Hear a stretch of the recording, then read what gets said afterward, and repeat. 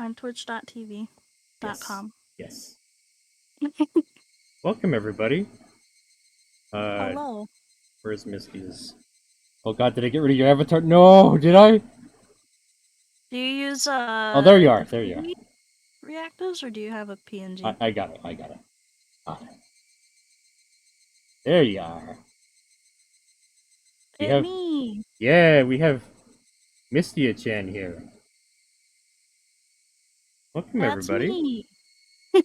Mystia has so graciously taken the time to come here and read with me. Been a lot of fun. Higurashi. Yeah. Who have I had so far? I had Prince, Index, Suga-chan. Yeah. He's actually a big fan too. That was great. My friend Dimension Eliana. We got a lot of guests on. I'm trying to remember them all now. Fuck. But hopefully more. But yeah, Mystia is here and we're going to read. We're starting chapter 3 because we finished chapter 2. So be prepared for a lot of slice of life, lighthearted shit. So don't worry about the Probably stabbiness. no crazy laughs today. No stabbiness yet. Probably not. They might get like a hint of some bad stuff going on, but that's it. That's usually how it goes. But yeah, welcome everybody. Let's begin.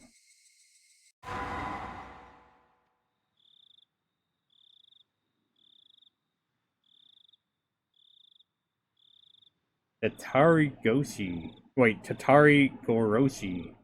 The shortest scenario. First killing chapter. Shortest scenario. Really? Probably not that short though. Man, curse of coincidence. How are the conjectures inside you solidifying? I look forward to whether these conjectures will waver or become a cornerstone in this scenario.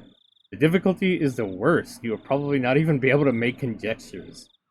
Now, do you actually make any decisions in the visual novel? No, so I don't know why they like each chapter they say, "Oh, this is difficult," but I'm like, we're just reading. Yeah, that's why I'm like, wait, what? I guess they're talking about like the difficulty of how hard this is to swallow, or identify the mystery. You'll probably not even be able to make conjectures here.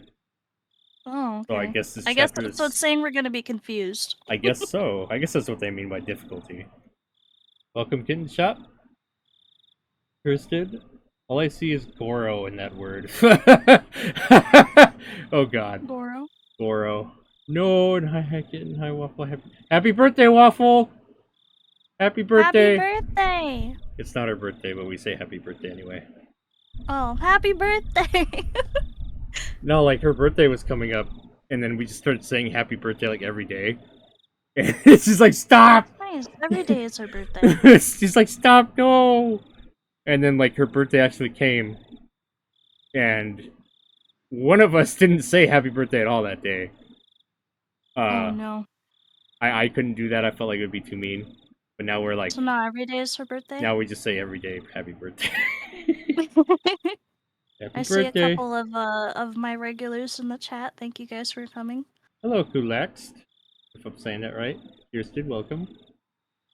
Is that a motherfucking penguin? Yes, it is. How old are you? 197? Oh, you're talking about Waffle because of our birthdays? Oh. He's getting up there. She's getting up there now. Happy birthday, Waffle. Waffle's a good friend of mine. She's great. She's also an artist and does really cute TV art. Aww. Okay, so let's begin. What the fuck? Somebody laughing? They put a baby laughter in here? A little baby laugh? What? The snake in the well was happy, for it did not care what was outside the well. The snake in the well was happy, for it had not to do with what happens outside the well. And you were happy too, for you did not know what happened outside the well. Frederica Berncastel? Is it work of fiction? I hope nobody looks like Higurashi characters in real life. I hope not, yeah. 1983. More cell phones. Not even the big fat ones. Nope, don't think those are around yet. It was a very humid day. Oh god, don't remind me. Ew. Not even a slight breeze was blowing. It had been an unpleasant summer, one that wasn't only hot, but swelteringly so. There were various articles of clothing hung out to dry in the messy apartment windows, but the lack of wind evoked an impression far removed from coolness. In fact, it only felt more oppressive. There were crooked houses and apartment buildings lining the narrow, twisting road. In addition, there were planters and flower pots whose contents were beginning to wilt, as well as bicycles and motorcycles on the sides of the road, making it even more cramped, more oppressive, and all the more sweltering. It's pretty hot in Japan, doesn't it? I don't know. I know they get winter there, Ah, damn so it, that's didn't. cool. You never heard me do the penguin laugh, have you? Mystia. I think I might have heard it like a long, long time ago. Okay, here we go. There you go, Kitten Shop. You happy? Are you happy? Hope you're happy. They look pretty happy from those emotes. Nobody who was in that place at this time was visiting it voluntarily. But in spite of what everyone might expect, a single motorcycle came rolling in. Uh-oh. The lone motorcycle, which couldn't be called neat, even as flattery, pulled up to a two-story apartment complex and stopped there. A They're really man... doing that motorcycle dirty. Yeah, man. Is that a scooter? What? A man, fairly old and wrinkled, stepped off. When the housewife hanging out the laundry noticed him, she called out, "Well, hello there! It's quite hot today again, isn't it?" "Oh, you've got that right. I feel like I'm gonna boil out here." "Oh, right, landlord. I didn't think that would be the first thing you said." "Oh, sorry. The fluorescent lights, right? I completely forgot." "No, not that. Don't you smell it? There's a terrible smell about. I've been smelling it since this morning. Oh god. Wait, what's this? It reeks! Did the sewers get backed up again? Do Yeah. something about it, landlord." Oh no, is this gonna get spooky already? I've had to keep my nose plugged all day long. "You'd still look plenty lovely plugging your nose, my dear." What the fuck? Okay. That's how you flirt, I guess? Is that like really charming for someone to say that? You look good with your nose plugged? That's a really weird compliment. There was an unhygienic drainage channel running behind the apartment. The lattice from which it flowed was stuffed with branches and fallen leaves, and when filth got caught up in them, it created an awful stench in the summertime. Did you tell the municipal office about it? The drain will end up buried at this rate. Oh god. Well, yikes! It's completely blocked. It'll start back up if you poke it with the stick. That'll help. The man crossed the fence over the drainage channel and picked a filthy drying pole while sitting nearby. He must have planned to stick it in the drain and cleared it out. Oh god, they're gonna find a corpse, aren't they? Wait, landlord, stop that. If you mix it all strange, if you do that, it will smell terrible. He does. it's it smells if it's clogged and it smells if it's mixed. Which should I choose? He sounds like Dr. Hibbert from The Simpsons. Oh my god. Yeah, I can't unhear it. He shoved the drying pole into the filth in the lattice. Of course, it did nothing to help the accumulation of waste. Yeah, it's a dead cat. This is the Oh, health center's job. Cats and dogs smell awful when they die. A bamboo pole's not going to do much good. Garbage bags, old clothes, they throw all kinds of stuff in there. And is that a duck I see? Of course it stinks. The nerve of some people. How dare they throw ducks in there? a And dead duck and a cats. dead cat in there? Fuck. That's a scooter, silly riders. Hello, kitten. Everything's so dirty. Much horror already. Yeah, stinky smell. Maybe a skunk died in there too. No, all my VTuber friends. Uh-oh! The drainage channel was already unsanitary, but was a little more garbage at that point. Why not just throw more corpses in there? The stream of such impudent people was never ending, and now this channel had turned into a garbage dump. When he poked a pile of old clothes floating in the sewage, a black cloud of smoke floated in the water? Two of them grimaced at the terribly bizarre and repulsive sight. Ah, you've got maggots, eh? Oh, I'm sorry, you came during a really gross fucking chapter. Someone must have... people dying and maggots and waste. Welcome to the really gross chapter, everybody. Welcome in. No crazy laughs here, only nasty. Please restart the world already or whatever happened. Moving on to chapter 4. Someone must have thrown kitchen waste in. Where? Landlord. What's that? What? Just for garbage. Landlord, that's... Eh? Eh? Ah, eek! A dead person, I bet. Oh dear. Oh, hello. Good work today. Ah, what a terrible stench. Hey, someone cover this thing with a tarp. On the second floor of houses, it's in full view. Identity of the deceased, unknown. It was a corpse. Sex, female.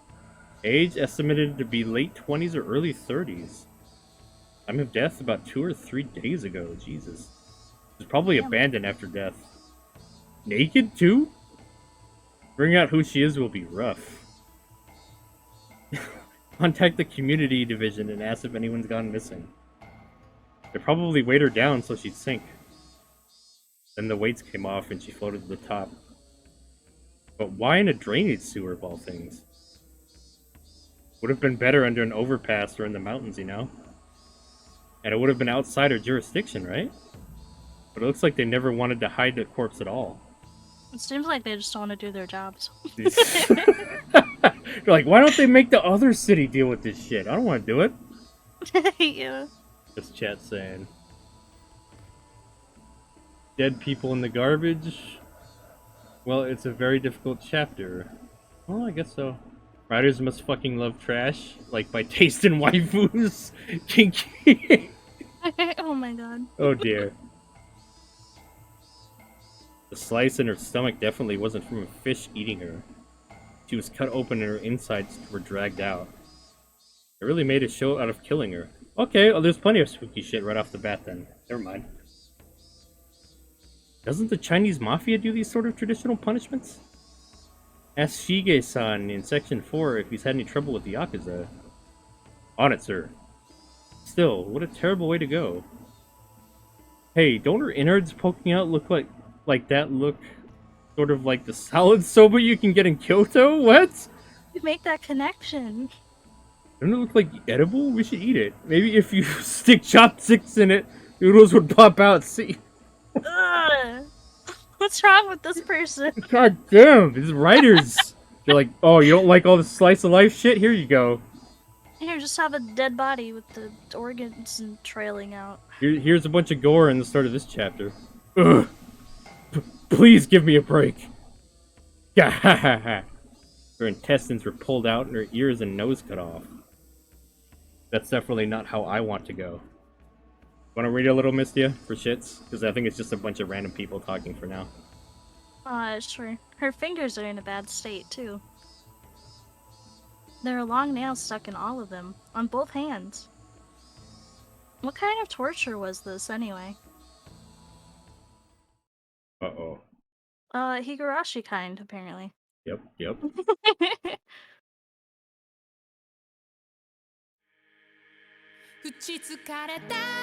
Forbidden soba. Oh, I forgot this mod does introductory videos too. Oh, we get an anime opening.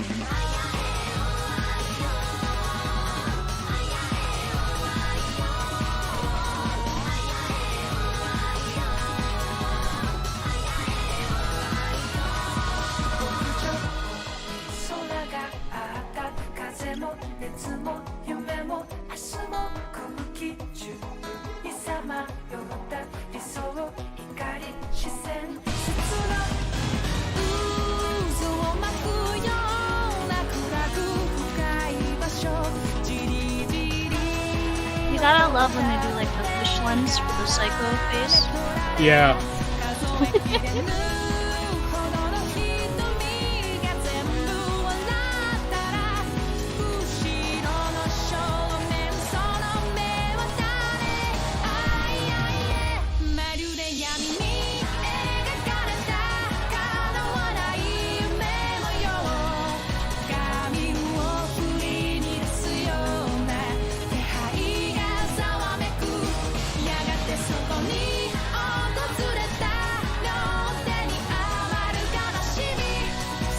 Huh.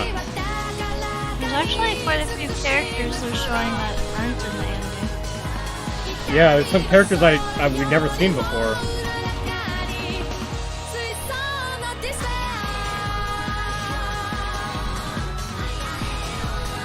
Well, this fucking song's pretty great. I like it.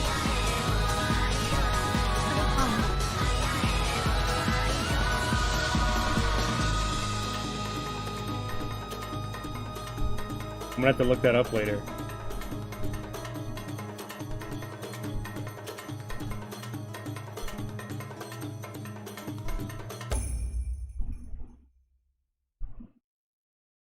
Okay, now that we're done with the anime, let's get back to the visual novel.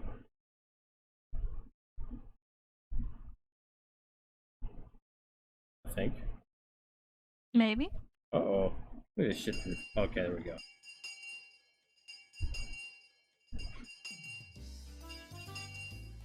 The most Oh, are you gonna read it?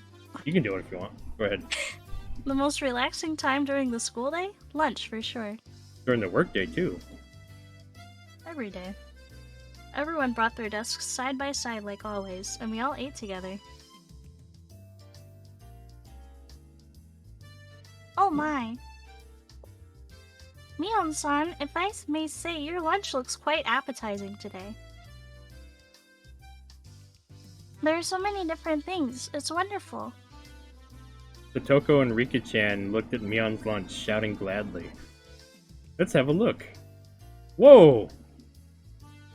I just packed in some leftovers from last night. All the elders were having a drinking party at my house yesterday. I managed to nab some of what they didn't eat.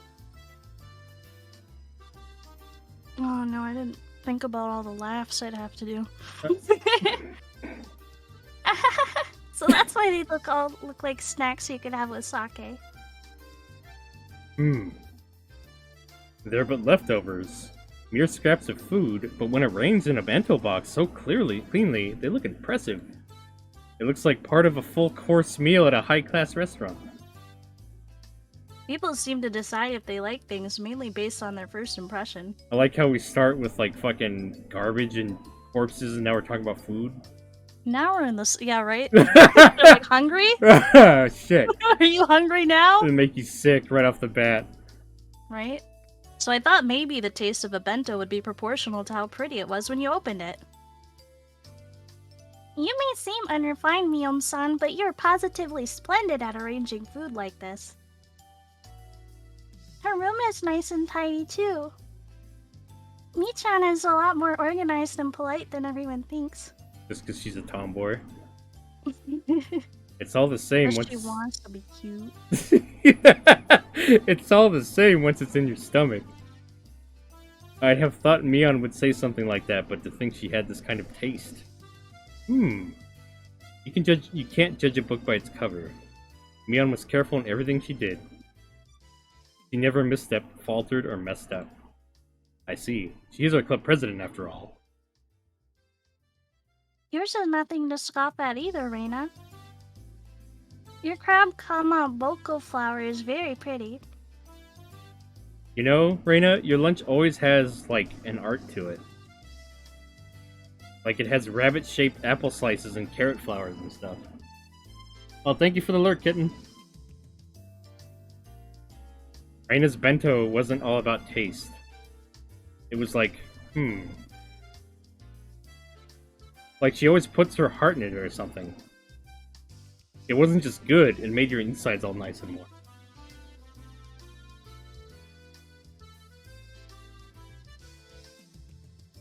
Missed you. I did. Oh, I did the laugh, but you I did? must not have picked it up. Whoops. Thanks.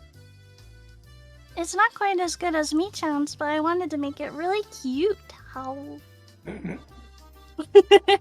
Cooking isn't all about skill, it's about love. In that sense, I don't even come up to your feet. Love, huh? Yeah. Just from looking at her bento, I could definitely feel that Reina put her heart and soul into making it. That's what her bento was like. The taste isn't all that counts for a bento. How it looks also matters. I suppose we must learn from this too. Huh. So let's see Satoko and Rika-chan's up-and-coming bento. Whoa! Ta-da! Oh, That's great, I love it. yesterday our neighbors shared some meat with us, so we ended up grilling it for our bento. These ones too, they had such an impact. They're bursting at the seams with grilled meat. Best anime last, yeah. Higurashi time, boys, what did I miss? Melody, you missed the beginning. People found some corpses in the sewage drains, and now we're talking about food. Delicious. So, a very nice transition. At a glance, it was too impactful for a girl's bento, but when you thought about eating with all your friends, it brought more than enough color to the table. I mean, look at all their hair colors. I mean, that's a lot of color at the table. I do and like eye that. Colors. I do like that actually. I like anime with varying colors, hair, and eyes. Wow. At first, it kind of looks like the kind of crude bento that a jock would eat, but there's so many different things in here. Like boiled spinach and soy sauce, and stewed hijiki. What's hijiki? I don't know. But it's stewed. Rika-chan, you're really good at this kind of unaffected cooking, huh? Yep, I think Rika-chan will make a great wife when she grows up. I have a tight hold on my future husband. A husband for Rika-chan, huh? At first, that sounded appealing. It did, but I felt like a married life with her would be anything but normal. But really, everyone was amazing. They're all so young, and yet they're all capable of cooking for themselves. I would sort of cook whenever I went camping with my family, but making lunch every day was a level I definitely couldn't reach. I could only really cook in my spare time. He's like, oh yeah, cup of noodle. Noodle, done. When I thought about it, soda, done. when I thought about it like that, it really made everyone stand out more. Frankly, I respected them. Huh? I feel like maybe this doesn't only apply to other people. Come to think of it, this morning, when I was eating breakfast half asleep, I think my mom was saying something really important. With a hysteric groan, I suddenly stood up, startling everyone at once. What's wrong?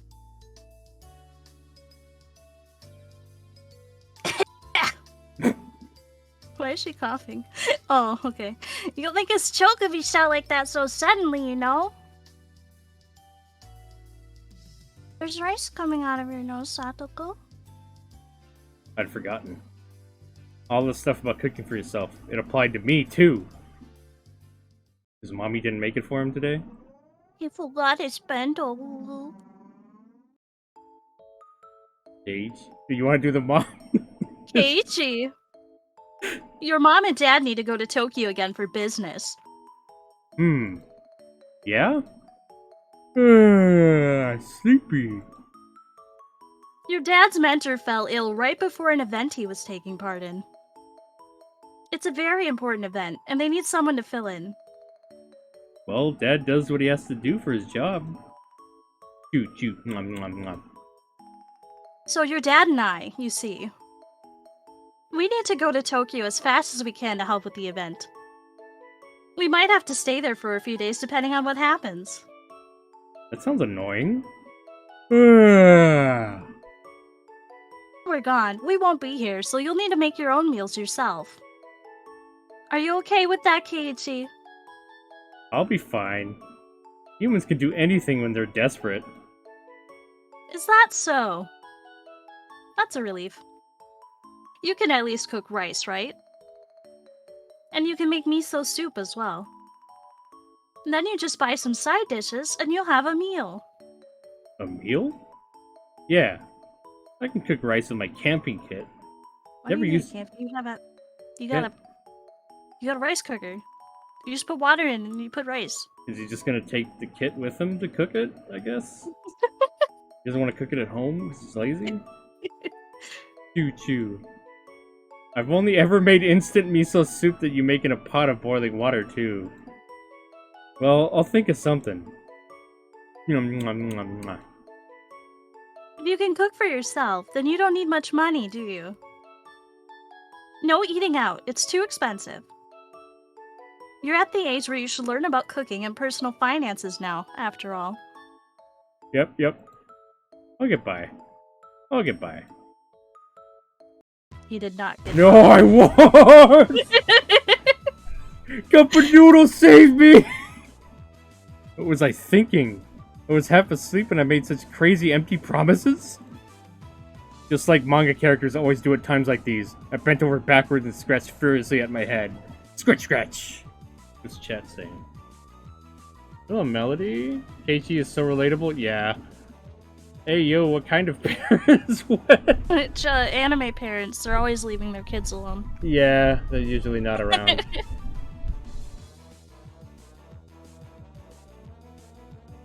On, I'm taking a sippy. Uh-oh.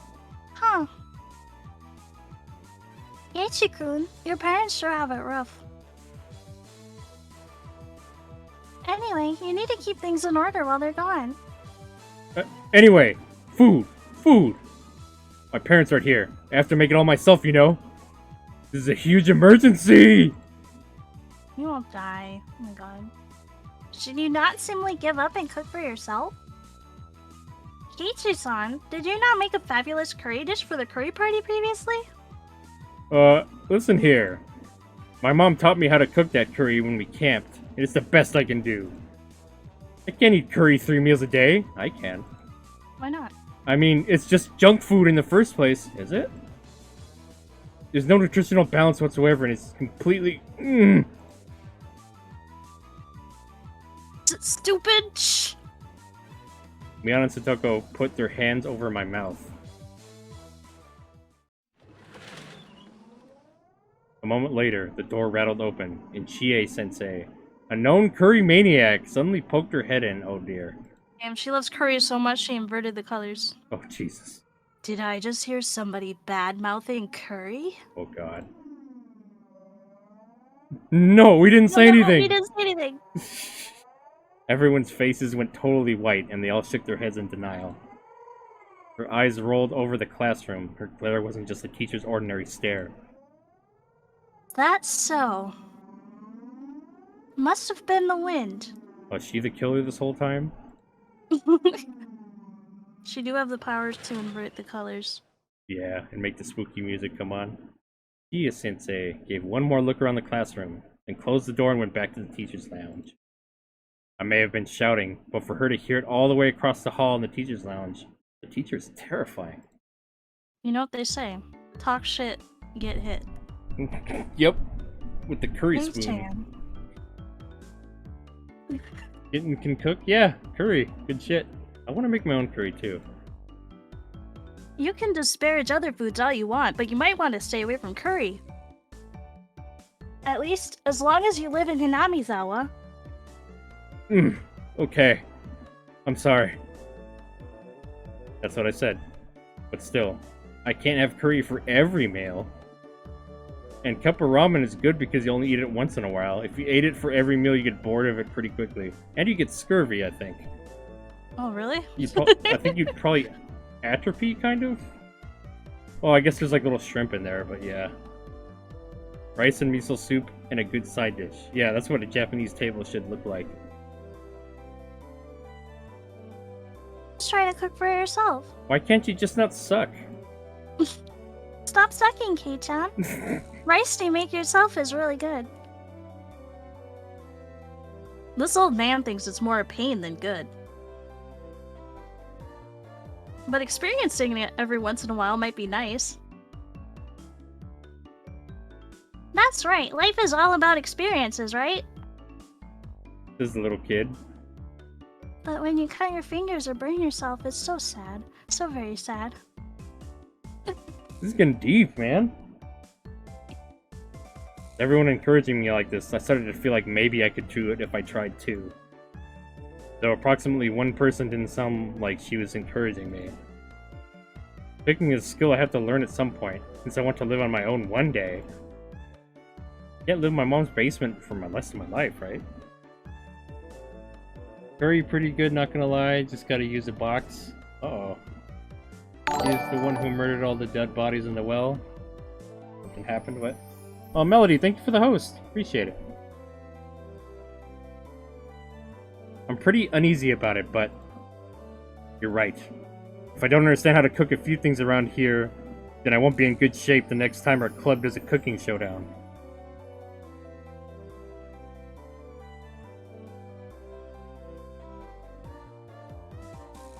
You good, Mystia? Yeah, did it not pick up my laugh again? No, it didn't. Man. Maybe I'll turn up the gain a little.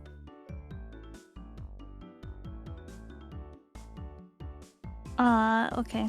Oh, you are correct. That clever trick of yours is the last curry contest won't work every time, after all. As if scorning me, Satoko ridicules my comeback from a hopeless situation in a certain do-or-die curry showdown. And what are you so relaxed for? You relied entirely on Rika-chan back then, didn't you? What did you cook at that time exactly? You put a bag of salt in Reina's curry, a bag of salt in Mion's rice, and you flipped over my pot. Actually, that's what happened in the last chapter. Continuity? What? They had a cooking contest where they did that. So it's like... Same thing happened in this timeline, I guess? Interesting. I guess so. I relapsed into my grudge over the last curry showdown. For now, I calmed my inquellable anger by pinching Satoko's ears.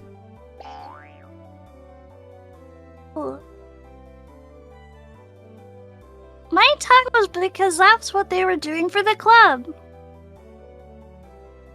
I may not look like it, but I can do a little bit of cooking. Can you now? Even when you couldn't peel one carrot during the showdown and had to get Rika to do it? Don't be so daft. People get better every day, you know. If you think I'll always be crummy at cooking, then you're quite mistaken. Right, Rika? I have to watch or else I get worried about the pot and the flame. Sometimes you forget to turn off the gas, too.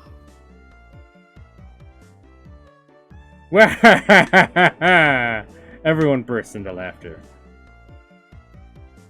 That shouldn't be an issue with cooking. Even I would never do that. I start a fire when I try to make cereal, so I can't talk. I want to hear that from someone who eats nothing but cup ramen. We called it. He really does. But Satoko can cook pretty well for herself, you know? Reina, it's fine. You don't need to force yourself to cover up for her like that.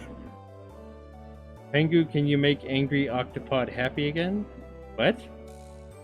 I don't know what you're talking about. Can you shout out your guest here so I can follow? Oh yeah, for sure. Let me do that. Oh, thank you. I'm collabing with Mystia Celeste.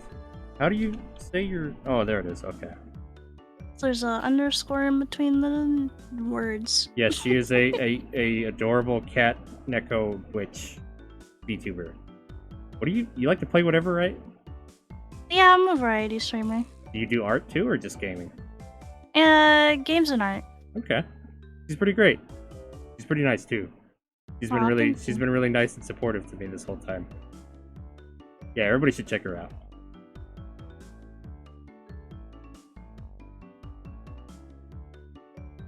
No, I'm not trying to cover for her or anything.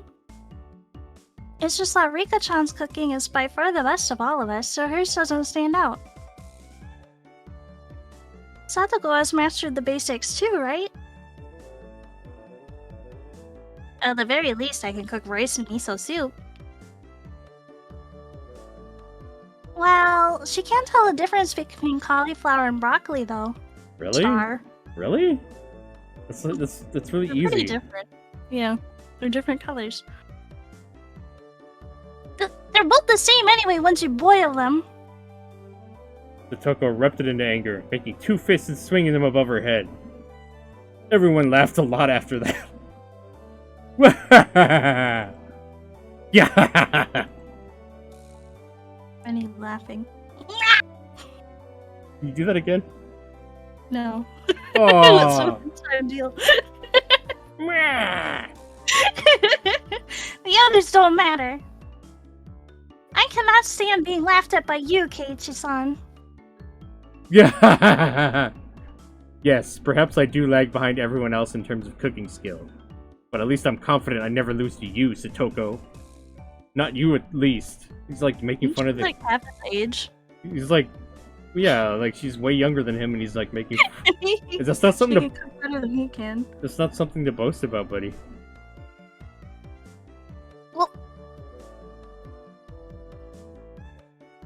You have the gall to say that you're confident. That's what's staffed here. I might not seem like a good cook, but I take turns with Rika, you know. I can cook just fine for myself, thank you. I see, I see. Good for you being able to cook. I'll buy some candy for you as a present later. What? I patted Satoko on the head while I made fun of her. Satoko seemed to know I was making fun of her too, since her face went bright red very quickly, and steam started to pour out of her like a kettle.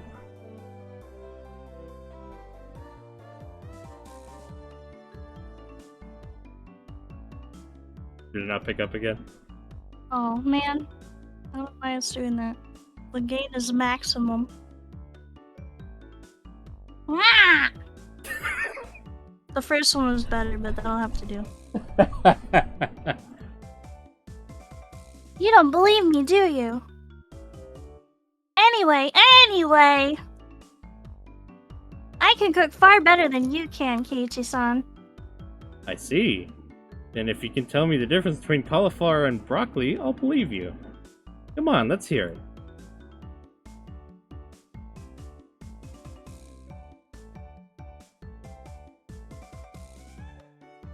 The green one is broccoli.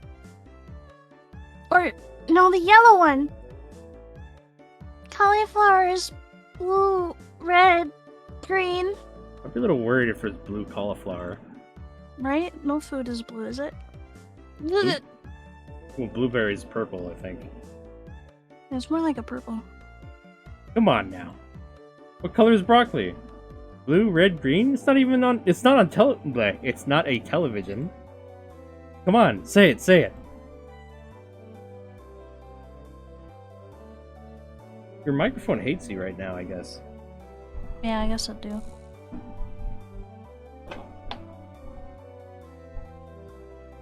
I don't know. I think all my weird noises come up on my stream, so I don't... Maybe it's a Discord thing.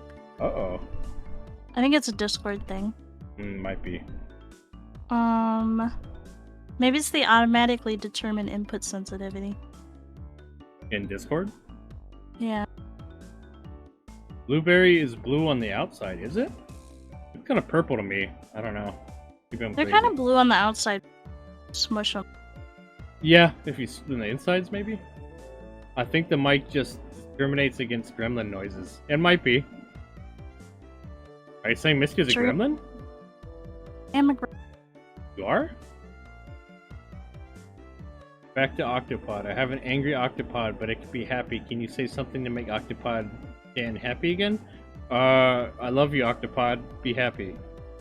Satoko is 11? Oh, shit. Nah, Satoko is a gremlin. Satoko is making gremlin... Oh, that's true. Okay. Well, I turned off the automatic... Turn off what? Uh-oh, I can't hear you, Mystia.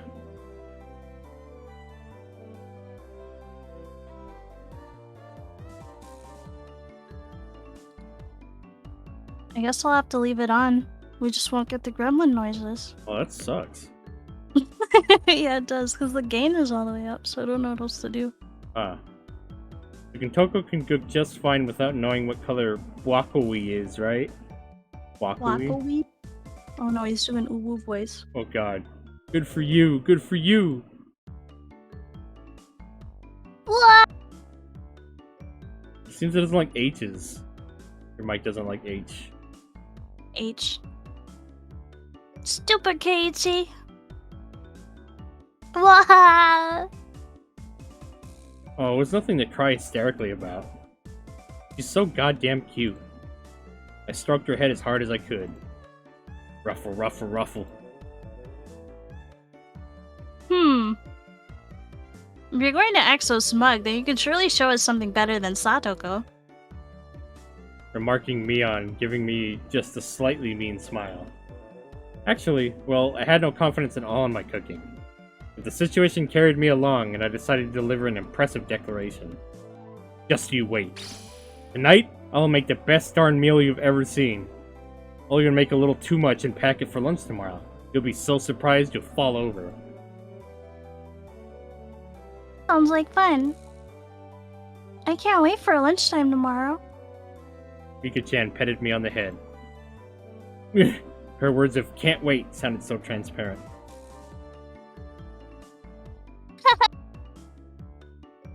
Reina is excited too. I promise I won't laugh no matter what you make. Alright, so maybe I'll go all out on my bento tomorrow too. Uh-oh. Let's do this.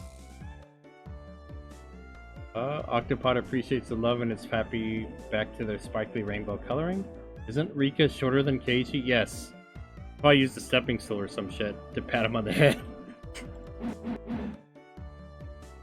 Have a bento showdown tomorrow. As a club activity, of course.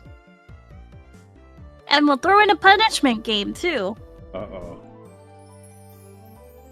My, what an ingenious idea that is. Oh my god, last time he lost the fucking penalty, Keiichi had to walk home in a fucking bunny suit.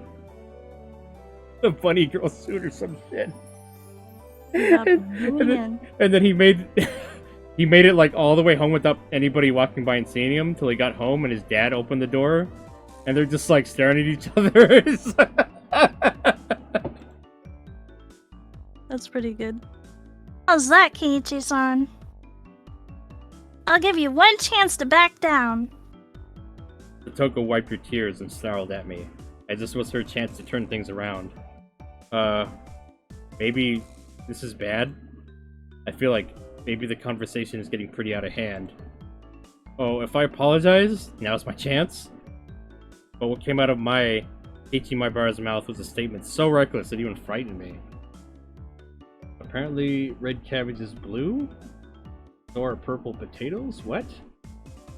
The heck are you talking about, Melody? Yeah, you're on! My bento tomorrow will knock you right out of your shoes. Whoa, dude! Everyone raised their voices in surprise at my bold, confident reply. Ah, now I've done it. What have I done? I'm so irresponsible. So, Mion-san? What sort of fantastic punishment game will we have to play if we lose? Satoko grinned fearlessly, as if to say that it was already decided I'd be playing said fantastic punishment game.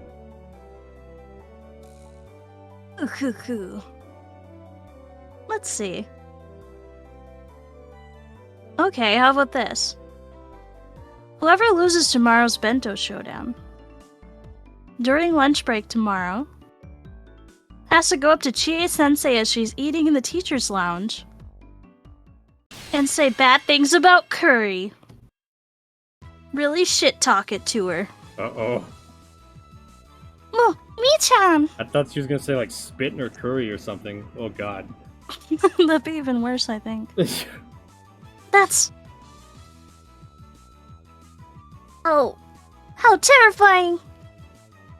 Everyone went pale and gasped at how truly terrifying the punishment game was. Chie-sensei is such a maniac about curry that she'd risk her life for it. And to go up to her and start saying bad things about curry? What kind of fate would await us?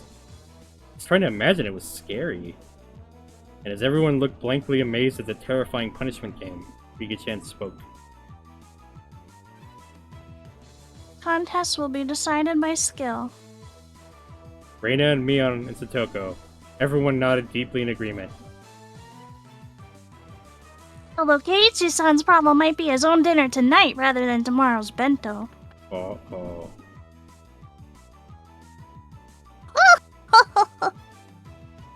Ha! How disappointing that you can't witness what an amazing dinner I'm going to make tonight. I'll let you have a glimpse of it in my bento tomorrow, so look forward to it. There's quite a lot of grandstanding. You do know what'll happen if you come to us with something terrible, right? Coo. I just can't wait. How much trouble you'll be in with Chi-sensei tomorrow, Satoko. Coo. Yes, I can't wait either. To see you, Keiichi-san, groveling before her and begging for forgiveness. Saying it all with tears streaming down your face. Yes, I can just see it now. What was that? Yank. Stretch! Both of us, on the verge of tears, pulling each other's cheeks. Stretch.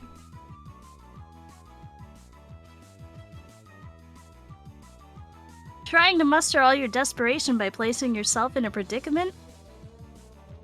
Kei-chan, that's so manly. Isn't manly or anything of the sort. It is called being reckless. He can't even cook well. Stretch! I believes in you. I'm looking forward to your wonderful bento. I'm looking forward very much to seeing Keiichi tomorrow as well. Their expectant gazes were painful. I was just trying to tease Satoko a little. How did it come to this? Yeah. You'd better look forward to it. Ah! How am I able to say such reckless things? I'm being so unreasonable. What the heck is going to happen to my dinner? And the bento showdown tomorrow? No, more importantly, if they make me say bad things about Curry to Chi-sensei's face, what'll happen to me? Death. The extreme... There's a lot of explosions in this game. Yeah. Some pretty great sound effects. Some are just a little over the top. The extreme constant between my outward bravado and my internal screaming continued as the hot and humid June afternoon dragged on. Inside he's like, this is fine.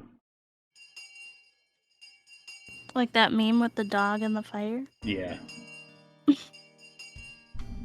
I'd do it either way? Oh shit.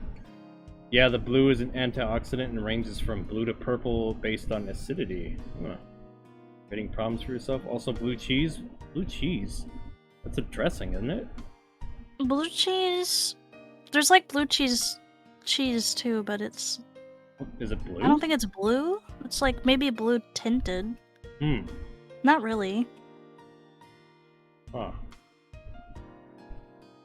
Basically the same thing, I think. Satoko is really getting bullied, yeah. Yeah, it's not really to boast about being better than a kid at something. The entire day, up until school was over, the whole time, my meal tonight and my bento tomorrow were the only things on my mind. And now that I thought about it, it made Mom seem amazing for planning 3 meals a day every day of the year. I've complained about it before, having the same meal in a row once in a while, but now I know how rude that was. More importantly, what am I going to do about the punishment game tomorrow? And besides that, what am I going to eat tonight? Boo-hoo.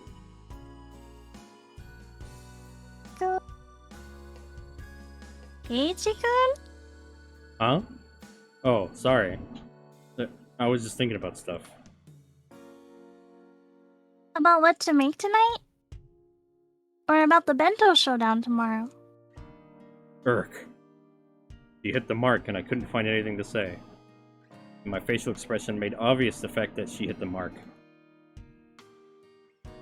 For tomorrow's showdown, I think that if you do your best to make a bento, you'll be fine. There's nothing superior to a bento you tried really hard to make all by yourself. Tomorrow's showdown is one thing, but what about dinner tonight?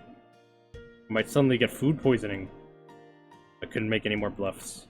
I exaggeratingly dropped my shoulders and heaved a sigh from the bottom of my gut. Reina laughed in a shrill way when she saw me do that. Chikun, you don't have any confidence in your cooking at all, do you? So I've been found out. Ugh. If it looks like you can't do it no matter how hard you try, you can always give Reina a call. Really? But only if you try really hard first, okay? You can't rely on others without first struggling yourself. Reina seemed naive, but sometimes she was instructive. She didn't just spoil people unconditionally. Reina always seemed like an adult at these moments. If I absolutely can't do it, I'll call you. Though the chances are extremely high. Go for it! Yay! Blue cheese is cheese. Okay. You are grandstanding so much to Satoko-chan that you have to try your best. Hey, about Satoko, how good is she at cooking?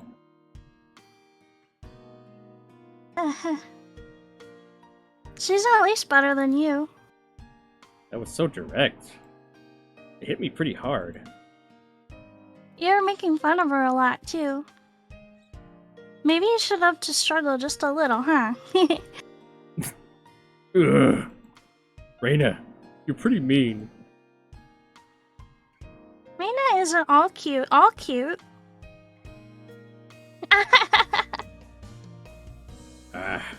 Now that I've provoked Satoko that much, I couldn't just make some crummy bento.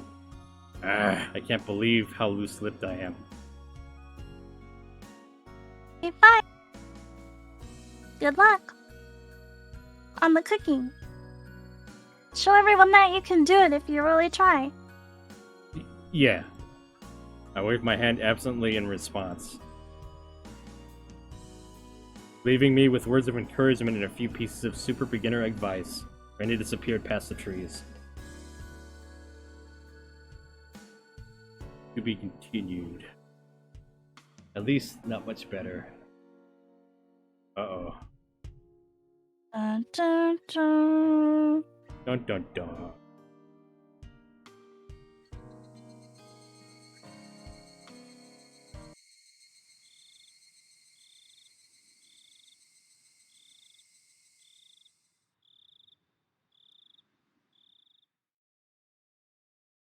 Fine, I'm desperate. So what? I may not know the ABCs of navigation, and I have neither a sea chart nor a compass. But still, one idiot is taking on the ocean of the Great Cooking Age alone. And his name is Keiichi Maibara. Let's go. Time to cook. Oh shit, it's Food Wars now, isn't it? My enthusiasm is peerless. We've switched genres. Is his like clothes gonna come off when he tastes something? Oh god, I hope not. Oh boy. My enthusiasm is peerless. If energy and recklessness was all it took, I could take over the world. However, there are plenty of things in the world that can't be achieved with resolution alone. Oh, Melody! Congrats on saving up 15k. He's now earned the right to be VIP.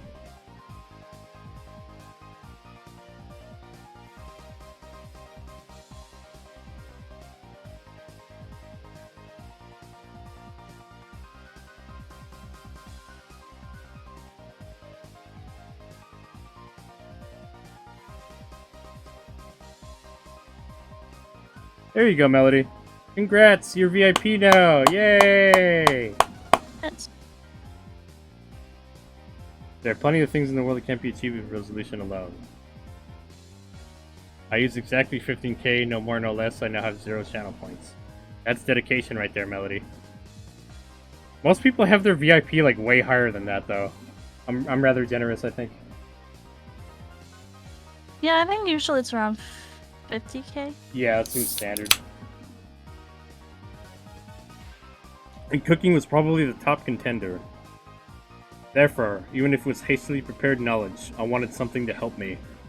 I made up my mind and fished through the kitchen cabinets. I was on the hunt for a cookbook. My mom should have a few of them. Should have had a few of them. For a complete amateur like me, the first thing I needed was information. Just like he would cross the ocean, needed a compass. For me, a cookbook was absolutely indispensable. Oh, here's one. Its worn out, crinkled cover made it feel somehow reliable. Okay. As long as I've got this. It's easier to give it a shot than think about it, right?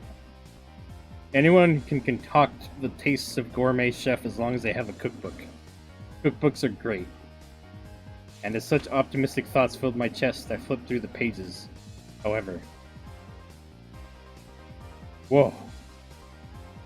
Played with technical terminology like toys, I couldn't see how to actually make things. Ah, you knew it all along, Keiichi Maibara. If anyone can make delicious food just by reading a book, there would be no such job as a gourmet chef in the first place. First off, it calls for 3 teaspoons, but which spoon is that? And it keeps saying to use however much you like.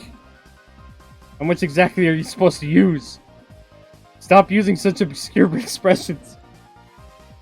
Strain out the water in a colander, add salt and pepper to taste?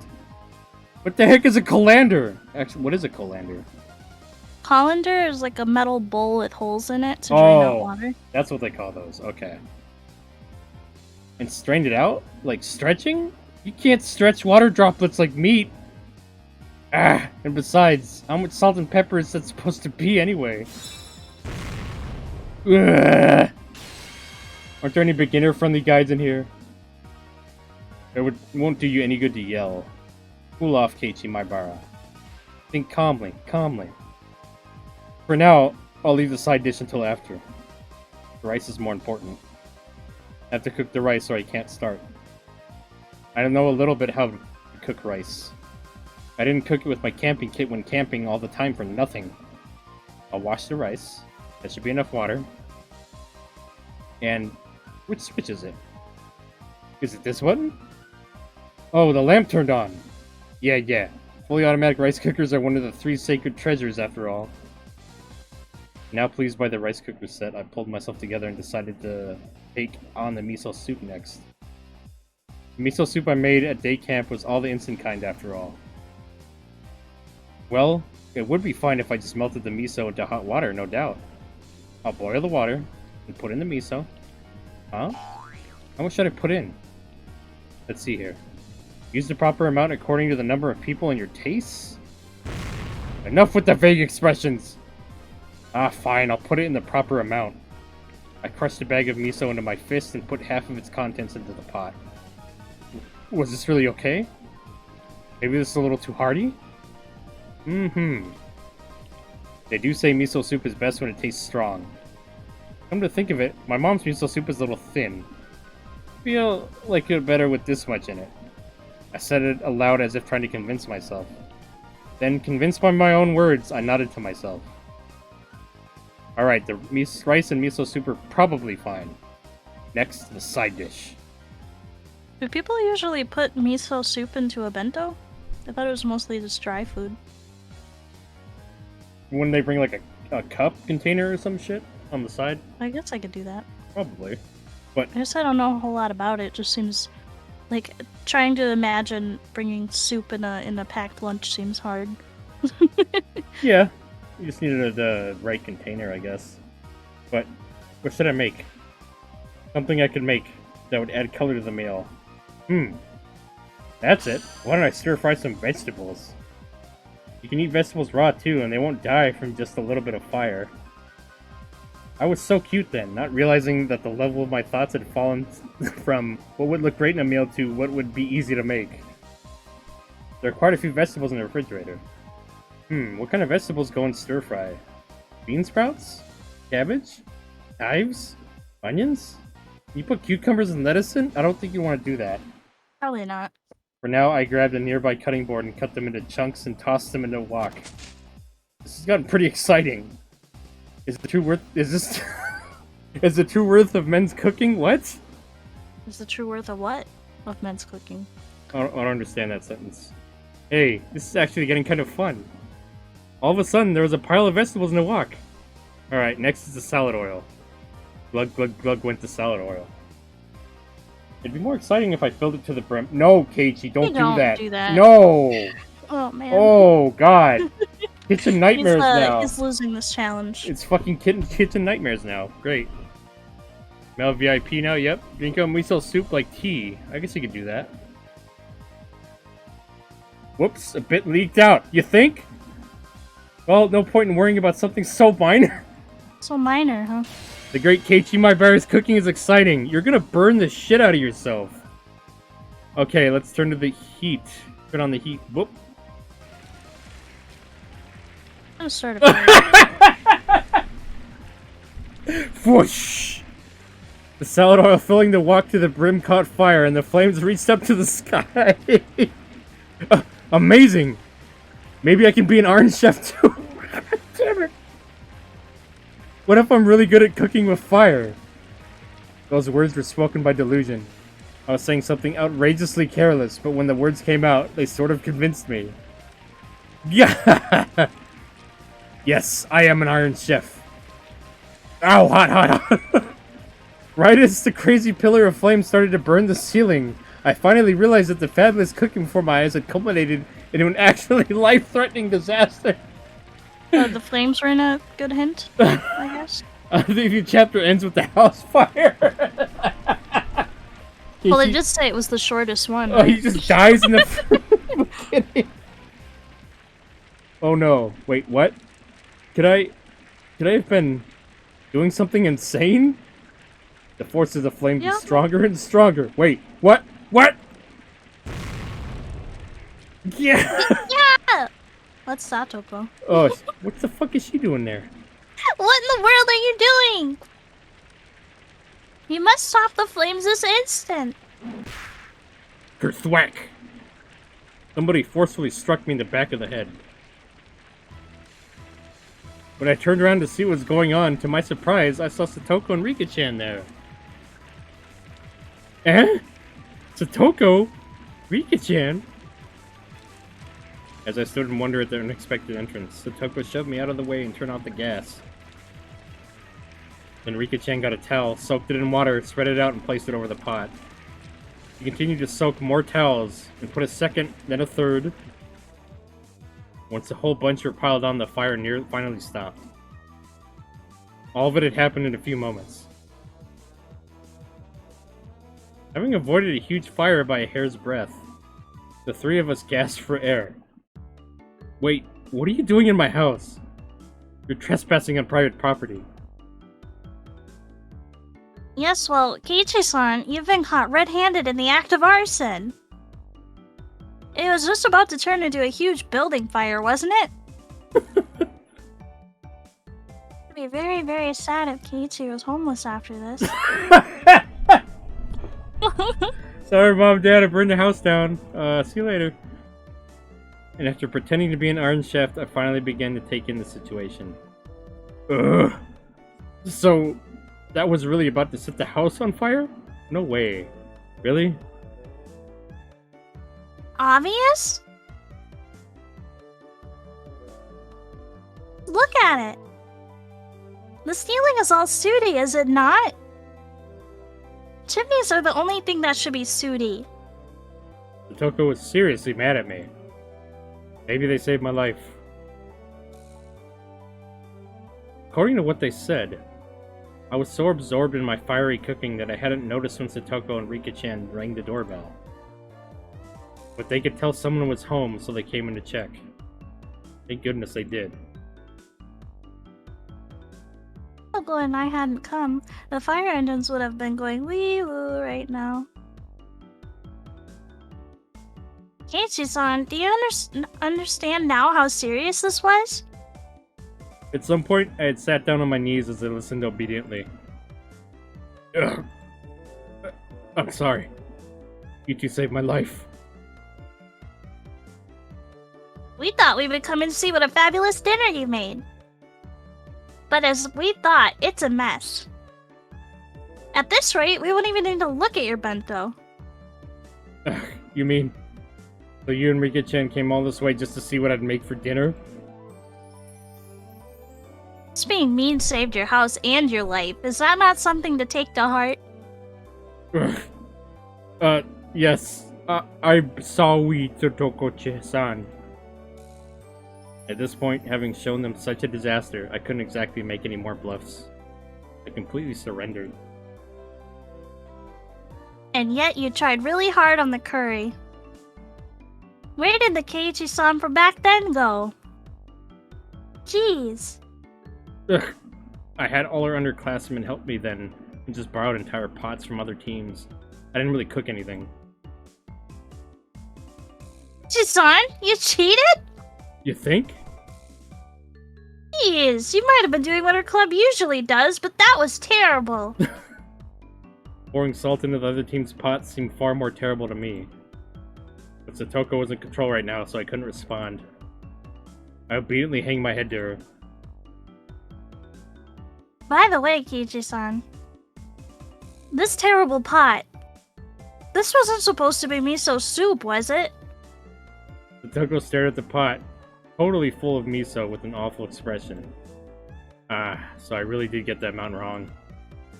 Judging by the look on Satoko's face, whatever was in the pot couldn't be called miso anymore. Night night, y'all. Had fun being traumatized. Good night, Relaxed. Forget the miso soup. The rice should be cooked just fine. Rice cookers these days are pretty convenient. It should be just about done. Meep.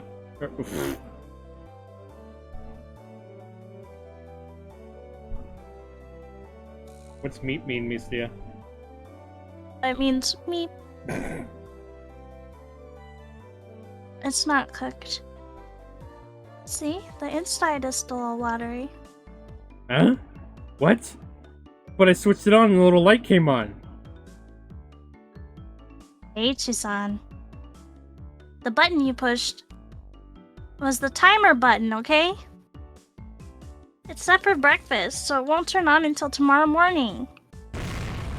Yeah! So then what? In the end, I don't have a side dish or miso soup. Or even rice. I couldn't make anything myself? You wouldn't have a house either if it weren't for them. Or your life. It's you right. So, have you finally realized your place? Come. Admit it. Say it. I, Keiichi Maibara, am all bark and a much crummier cook than Satoko Hojo-san. Yeah! I'm a So terrible... What the... Migya? What the fuck? Big yeah. I don't understand what the fuck that is, but I'm a terrible person and a crummier cook than Satoko. I beg your forgiveness. I fainted in agony. Ika-chan pat my head, satisfied at the sight. And Satoko laughed loudly in triumph. I've completely lost. In the end, I talked big but couldn't make a single dish adequately. At this rate, I'll go without dinner. Tomorrow morning, no breakfast, no bento for lunch either.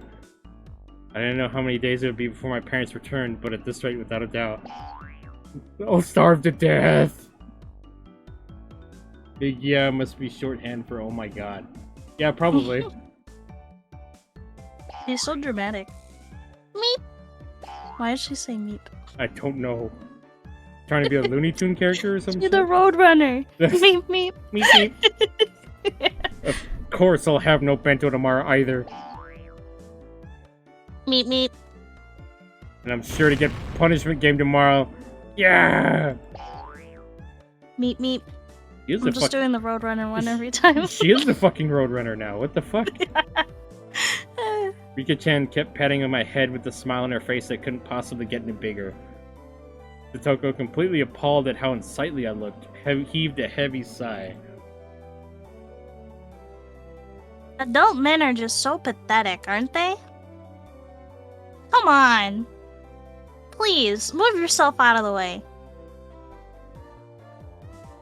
The heck? As I sobbed like a girl, Satoko, displeased, brushed me aside, dumped the remains of the miso soup into the sink tidy, and began to rinse out the pot. The fuck? Don't worry about it, Satoko. I could at least clean up after my own mess. I couldn't have Satoko clean up the cooking utensils I'd made a mess of. But when I tried to stop her, Rika-chan pulled on my clothes. See, you can just be silent and watch.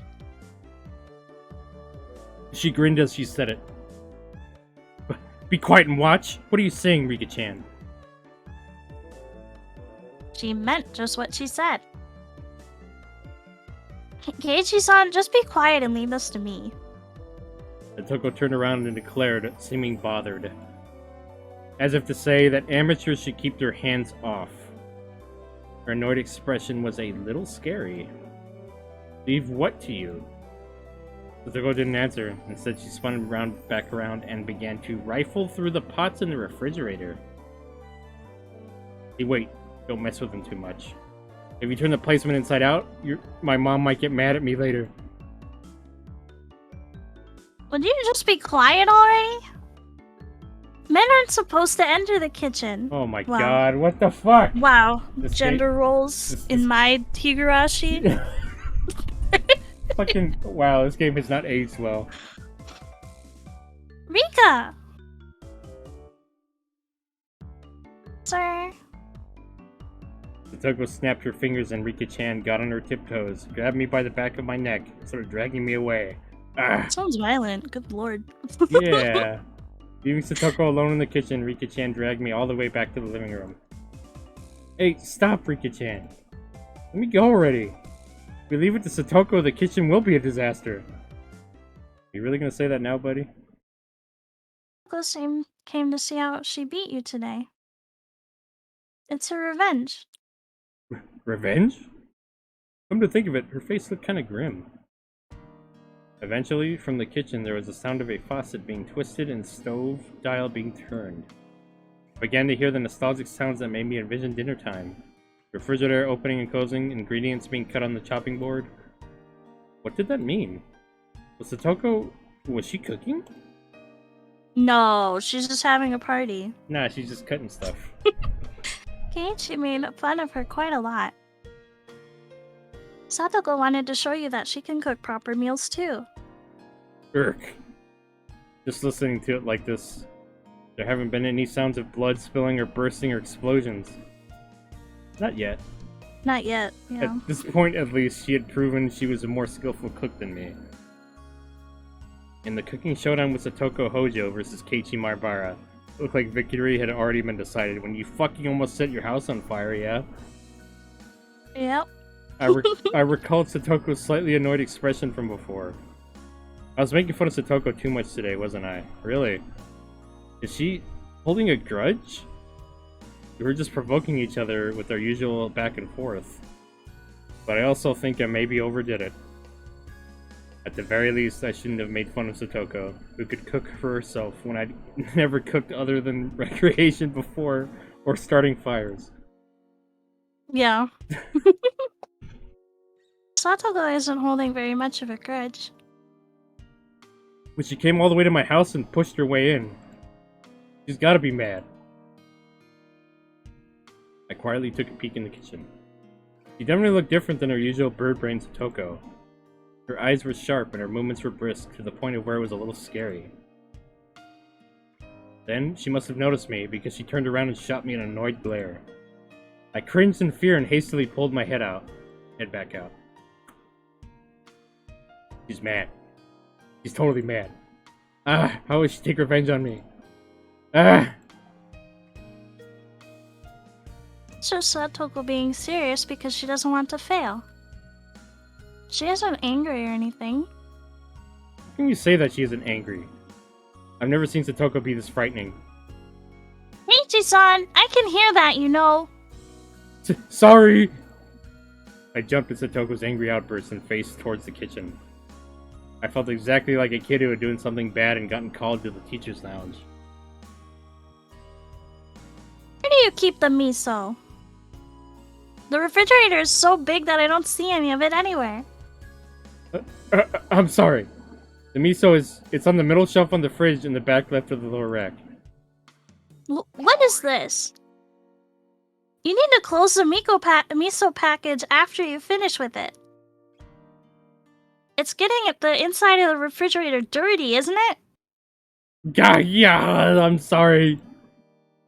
Before I can look for something to wipe it with, Satoko wiped it off with a wet dish towel. I swear, how are men so bad at cleaning up after themselves? I shudder to think that you'll become an adult like this. Ugh. I couldn't talk back to Satoko today.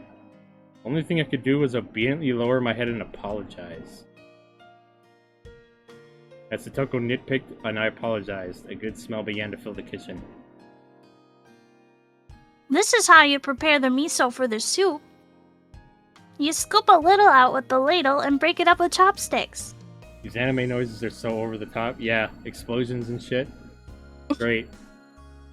It's an anime in visual novel form. Yep. It's important to add a little at a time and keep tasting it.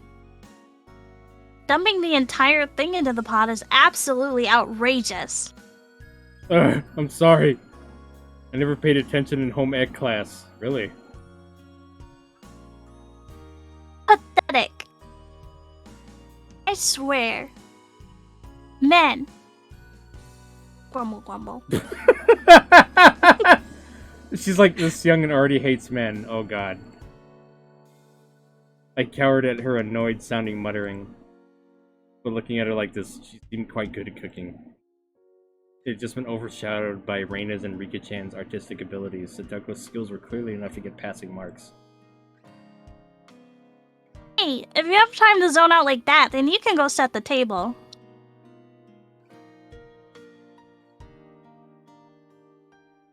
Rika and I will be eating too, so set 3 places. Ah, on it! I hastily took 3 people's worth of dishes and such from the cabinets and headed to the dining room. When I returned there, I could hear laughter from a variety show on the television. Rika-chan was sprawled out on the couch, watching television and relaxing. When she noticed me putting the dishes on the table, she came scampering up. I miss soon. Dinner at Keiichi's house. Nipa. Star. Rika-chan, you're in a good mood. That's a pretty big difference from Satoko. Satoko isn't in a bad mood at all. She's enjoying herself more than she has in a long time. Enjoying herself? Seriously? She's like how she was when her Nini was with her.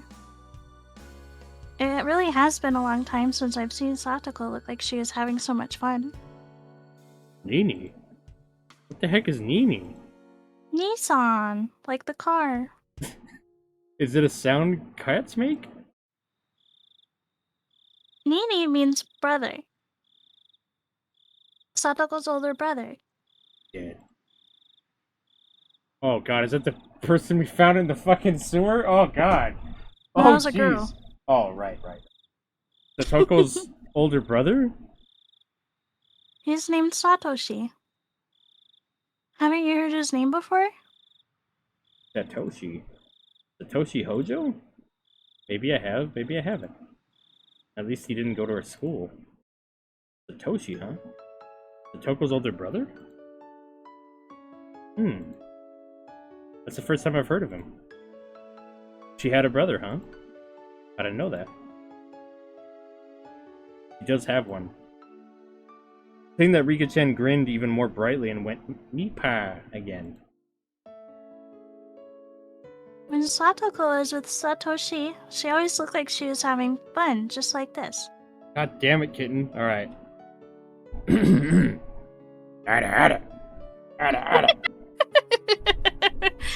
That's my curse. Nice.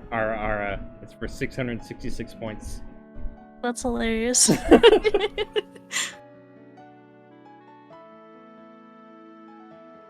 It really has been a long time since I've seen Satoko enjoying herself this much. However, I looked at it. She seemed to be in a good mood. Or a bad mood. But her good friend Rika-chan was saying it was actually the opposite. Is she really enjoying herself? She must be remembering the time she spent with her Nini. It's nostalgic. Nostalgic? Huh. Then does he live apart from Satoko? Maybe Satoko's older brother Satoshi is actually a lot older than her.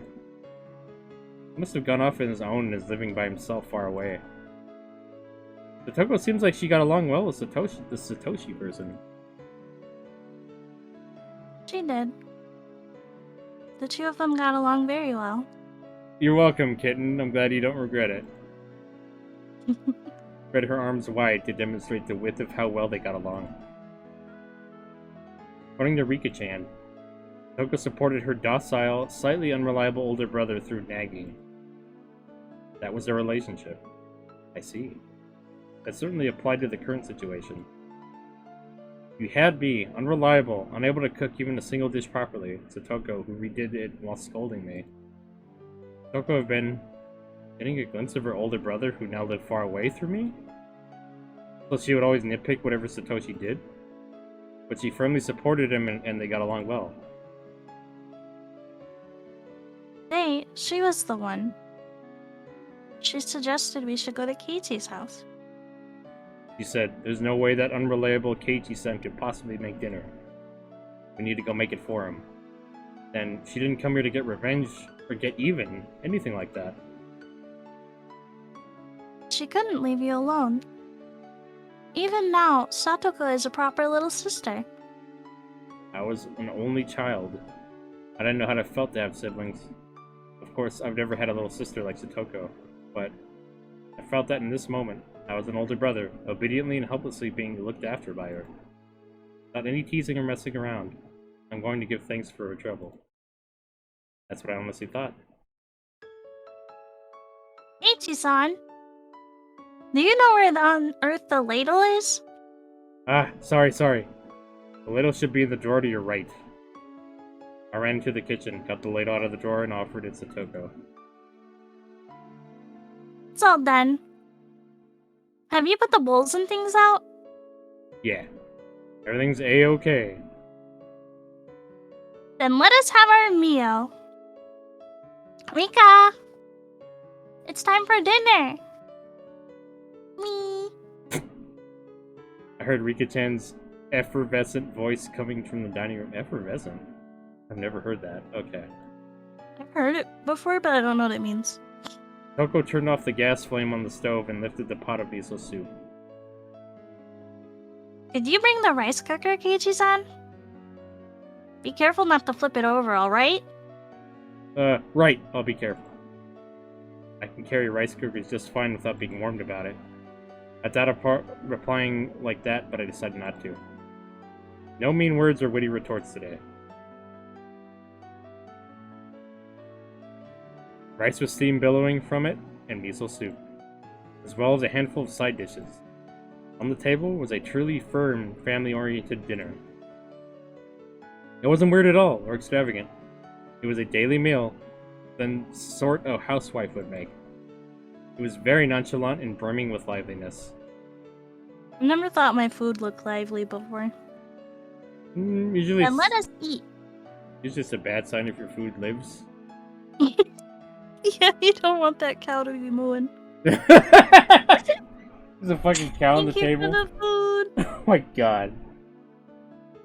At Satoko's command, Rika-chan and I both thanked her in a loud voice. I made light of you, Satoko. You've beaten me soundly. Oh my god, we got a CG. Do you have a better opinion of me now? I may still not be as good as Rika or Reina-san, but I can cook far better than the helpless Keiichi-san. That tooth, though.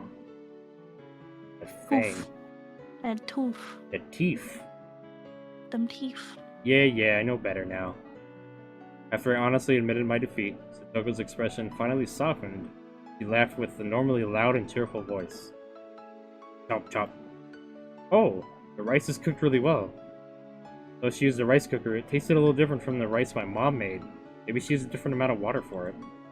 Even so, I could feel Satoko's personality from the rice, which made it taste better than usual. Miso soup was a little on the thick side, but it was still delicious. Thick. Side dishes, while not exactly flashy, tasted great as well. It was also appetizing, and I couldn't stop eating. Side dishes are well done too. Satoko, you're not a bad cook at all. I gave my honest impression without a hint of sarcasm. Satoko seemed to have been expecting some, because when I praised her so honestly, she got flustered instead. Oh. Your praise honors me, but it's nothing so grand. The side dishes are just things I bought at the store and heated up. This and this, all I did was open the can.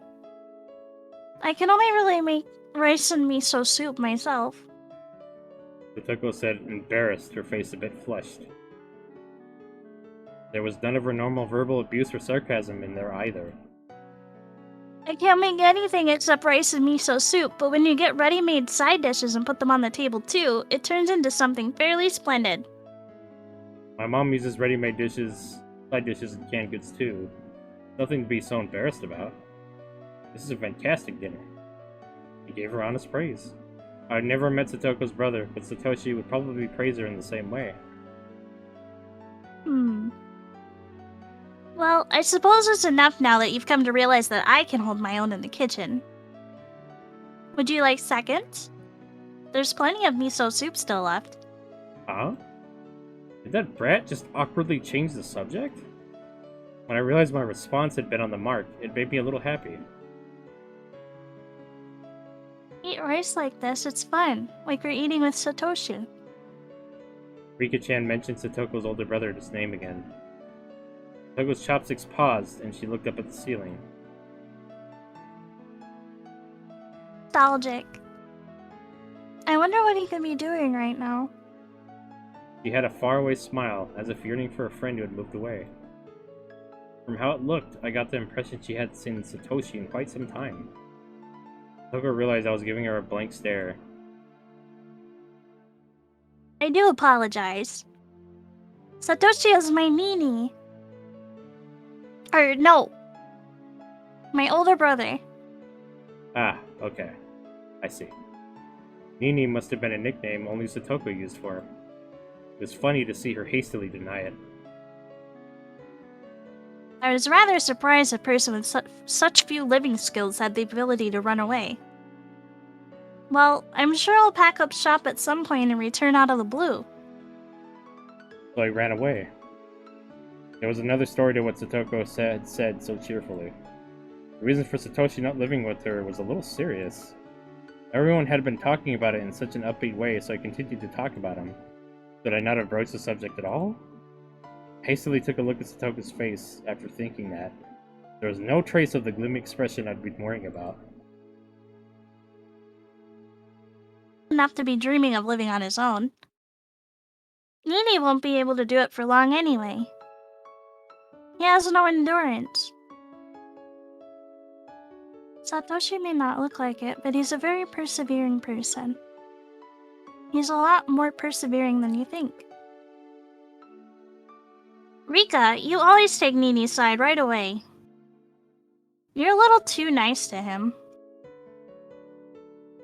Satoko is just too harsh on Nini. You should treat him more kindly when he comes back. Satoko and Rika-chan's views regarding Nini, aka Satoshi, were parallel to each other. I could easily tell the both of them really liked him. They were so optimistic too, even though he had run away from them. It was like they were going to see him again next week. Satoko and Rika-chan both liked Satoshi even now, and waited for him, believing he would surely return. I've never met him, but I know for sure this Satoshi person was a really good guy. I had thought Satoko would be deeply hurt by her brother running away, but she had already overcome that. She was still being the energetic little sister, always full of vim and vigor, as if to say her brother could come back at any time he liked. I thought that Satoko didn't think through anything and just frolicked and played practical jokes every day, and that was it. But she was really... yeah. Why are you petting my head? I roughly rubbed a hand through Satoko's hair. I misunderstood you, Satoko. I didn't know you were this level-headed. Satoko seemed to think I was making fun of her and tried to bat away my hand. But then she saw there wasn't even a trace of malice on my hand, and obediently granted me her head. Yep, Satoko's level-headed. She sure is. Right. I was just playing pranks on you because you always did it to me. There was her usual provocation, but I decided not to buy into today. You're right. You were just doing it to get along with me. But you really were so level-headed. Good for you. It is not actually a compliment. It kind of seems like you're making fun of me. I'm not trying to make fun of you at all. I'm seriously complimenting you. Because if I was making fun of you, Rika-chan would be petting your head too. That's right, isn't it? When Rika makes fun of people, she usually pets their head. Meep meep. These canned sardines are delicious, Star. Rika-chan went, "Nipa, Star," and her smile became even brighter. Her attitude was clear as day, but it was annoyingly cute, so both Satoko and I suddenly burst into laughter. That laughter lightened up the table. The table itself was so dull and simple that I never even thought people could be laughing like this around it. And then, I finally came to realize something really obvious. Dinner is better if you're laughing while you're eating, huh? Yes, it is. Laughing makes it taste better. How rude! The food is good because I'm a good cook, obviously. Ha ha ha ha ha. This harmonious moment, this happy circle, it was completely different than spending time with my family, but still somehow nostalgic. Satoko, do you want to see Nini? I didn't say Nini. Call him my brother, please. Hey, wait, you've been saying Nini this, Nini that this whole time. I grinned wryly and decided to just call him brother like she told me to. Satoko, do you want to see your brother? Rika-chan stopped eating, then looked back and forth between my face and Satoko's. Satoko was smiling. She looked like she was trying to choose her words. Just from that, Satoko conveyed her feelings. Honestly, she wished he could come home right now. But she wasn't that weak. Satoshi should just do what he wanted until he was satisfied. In return, she'd let him have the scolding of his lifetime. And then she'd have dinner with him and lay out his futon for him. Well, of course I want to see him again. It's been almost a year. Been that long already? Rika-chan smiled thinly, her eyes appearing to look far away. Well, Nini can do what he wants. It would lighten my load if he came back with more muscles and knowing how to do housework, of course. See? You said Nini again. You said it. I did not! I would never call Nini Nini. Nini, Nini, Nini. Nini Nini Nini. Things rapidly returned to the usual lively atmosphere of lunchtime at school. But nothing changed about Satoko's feelings towards her brother. She was living so bravely and so strongly. Hey, Satoshi? Your sister is trying so hard to watch the place while you're gone, isn't she? Give it a rest and come back soon, got it? If she wasn't dead. Satoko. It's time to clean up or else we'll get sleepy. It was when we were all watching TV while enjoying some tea after dinner. Rika-chan let out a big yawn and then spoke. Toko and I both then looked at the clock and noticed how late it had gotten.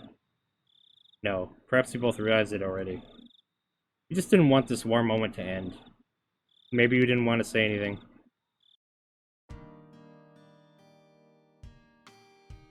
Oh, this will not do. I still haven't washed the dishes yet. Don't worry about it. I can do that much at least. You made a great dinner, so I can't let you do the dishes too. Are you sure you'll be alright? When people are not used to it try and wash them, the soap could make the dishes slip out of their hands, you know? I think they're like, are you sure you won't start another fire trying to do the dishes? Or like, jam a piece of a plate into your foot. Geez, she's returned into a perfect nagging little sister. It was charming and awkward. Emotions like that were all mixed up inside me. I gave her a vague, dry smile. You can at least wash dishes. If you break one and hurt yourself, I'll give you pettings at school tomorrow. Yawn. Rika-chan yawned again, so wide you could see her molars. Is it really alright? Keiichi-san is pretty unreliable, despite how he looked. Give me a break. Like Keiichi's approval ratings have plummeted in Satoko's mind. Don't worry, I'll clean those dishes up no problem. So don't worry about it and go home. Actually, at this hour, I can't let you two go home by yourselves. I'll take you there. Let me find the key for my bike. Taking us home, Keiichi-san will be the one going home by himself. You'll be in big trouble if you get lost on the roads at night and end up in Takatsudo. There's no houses or lights out there at all. I was trying to worry about them going home, but I didn't think they'd be worried about me getting lost. Am I really that unreliable? He really is being critical, but yeah. This feeling I have, it's not bad. So I ended up not needing to escort them. I saw Satoko and Rika-chan at the gate. Thanks a lot for today. Thanks to you two, I got a good cultural dinner. If Satoko hadn't come, Keiichi would be growling and yowling right now, and probably dead. Truly! It's really good that we came. They really saved me. I gave them another bow filled with gratitude. Oh yes. I put the rice and the side dishes into a container, so use that for your bento tomorrow. And for breakfast, you can eat some bread and jam. Strawberry jam and peanut butter are in your refrigerator on the middle shelf to the right. Cocoa powder, too, is in the upper right drawer of the cupboard. I know all that. You don't have to go into detail. I was about to say that, but I decided to humbly listen to her. It was then that I finally realized that Satoko, who appeared to be in a bad mood, was in fact in a great one, just like Riki-chan had said. And that thought, she nagged a lot. She was very kind. And good night. Make sure to brush your teeth before you go to bed. You have to do it for at least 5 minutes. I got it, Satoko. I'll brush my teeth and make breakfast for tomorrow. And I'll be sure not to forget the bento. Roll that face. You need to wake up earlier than usual, or you won't be able to get your breakfast or your bento ready. Got it? That face kind of looks like Ditto from Pokemon. Yeah! It's just me? Bit. I was just like, what Mouth. the fuck? Oh my god. You got a Ditto mouth going on. If you like, I can give you a call a little earlier to wake you up instead of using your alarm clock. 5 minutes of brushing teeth, rest in peace, gums. I think my electric toothbrush goes for like 3 minutes. I think mine does too. No, I don't think it's supposed to be 5.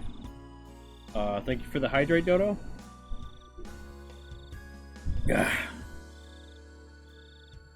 You don't have to go that far. I'll set my alarm clock to wake me up a little early. Thanks for being so concerned about me. Satoko looked like she had more fault-finding to do, but she stopped and leaving me with a good night, got on her bike and disappeared down the nighttime road. Rika-chan went to do the same, but then remembered something and came back. What's wrong, Rika-chan? Did you forget something? See, you get 100 points for today. Clap, clap, clap. Rika-chan suddenly complimented me.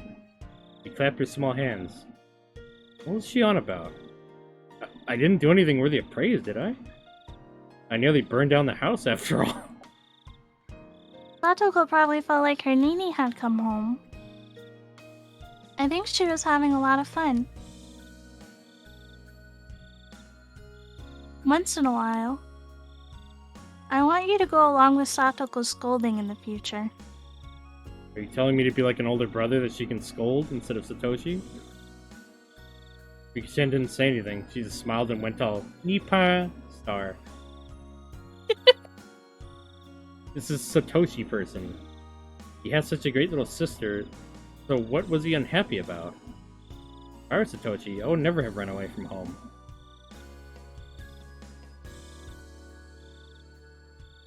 Satoshi had his own circumstances. I'm sure. Does it show the picture of the moon? Was he a werewolf or some shit? Is that what they're hinting at? Is that why he disappeared? I didn't know what he was unhappy with. For whatever the reason, it was no excuse for abandoning Satoko. Hope he comes back soon. Probably can't play the role of her actual Nini forever, you know? It's okay. You're just like Satoshi today. Please do it again sometime. If that's what would make Satoko happy, I'd take on this easy role whenever needed to. Rika! Satoko stopped her bike under a distant exterior light and called out to her friend. He wasn't coming no matter how long she waited. Okay, I have to go. Good night. Yeah, night. I can't replace Satoshi, but Keiichi could do it. That's one less piece of baggage I need to shoulder. Leaving me with that, Rika-chan sped off on her bike. I don't know why he's not going with them, but okay. That's kind of fucked up. Rode up next to Satoko, and then the two of them disappeared in the blink of an eye. I'm sure nothing bad will happen, right? Totally not. Nothing. Nothing bad happens in Hanamizawa. No, nothing at all. Satoshi, seriously, come back soon, got it? Come back home really late. I'll punch you right in the nose. Try your best until that day comes, Satoko. Even if I could no longer hear the sounds of their bicycles. I stood there for a while, seeing them off. That was the last time I saw them. And I was never seen again. They say this chapter is short, so maybe people will die like sooner than usual. Who knows? I'm kind of curious, like, what happened up until now. What, in terms of chapters? In the game, because it's quite a bit different from the anime so far. They probably condensed it in the anime. Yeah, because I mean the anime was a lot shorter. Yeah. Or, I mean they could fit more into it. Ooh, text, yeah. Everything out. Yeah. The first chapter, it legit took us 24 hours to read all the fucking scenes. Oh, damn. It's only supposed to... I looked on how long to beat, and people average like 10 hours. But I guess reading it out takes a lot longer. Oh, yeah, definitely does. If you're just going through it in your head, then yeah, I'm sure it'll go a lot faster. And then we get every chapter ends with tips, which are like little side story things. Oh, so is that end of the whole chapter? The first chapter. No. The first chapter. Okay, first part of Wait, the so each chapter has different little chapters in it? Yes. Oh, okay. Do you mind if I be right back real quick? Yeah.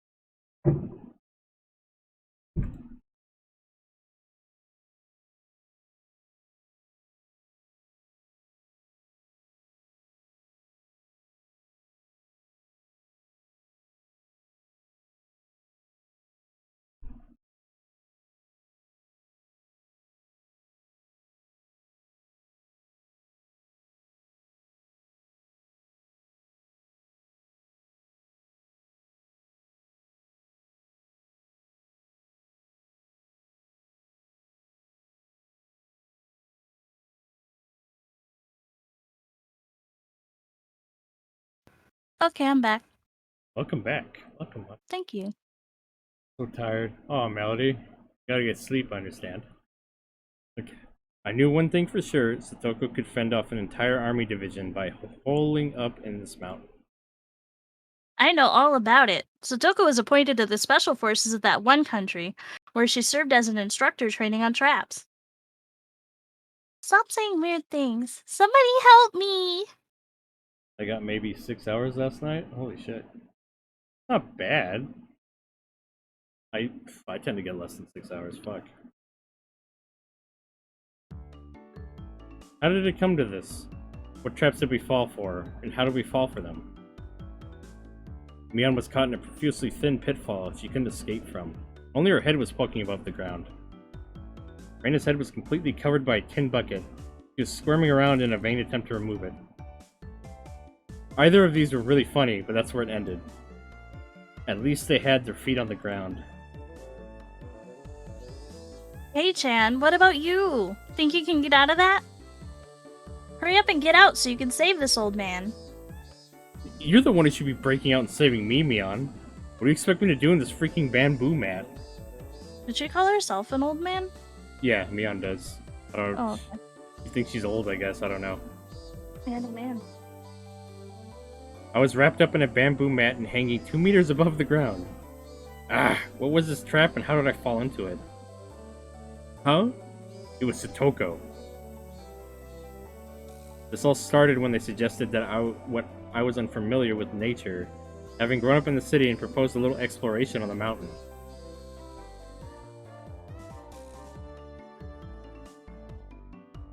Really know how it is back there either. Reina might get lost. Oh. The mountain out back, huh? I played there a lot when I was little, but I haven't gone there for years.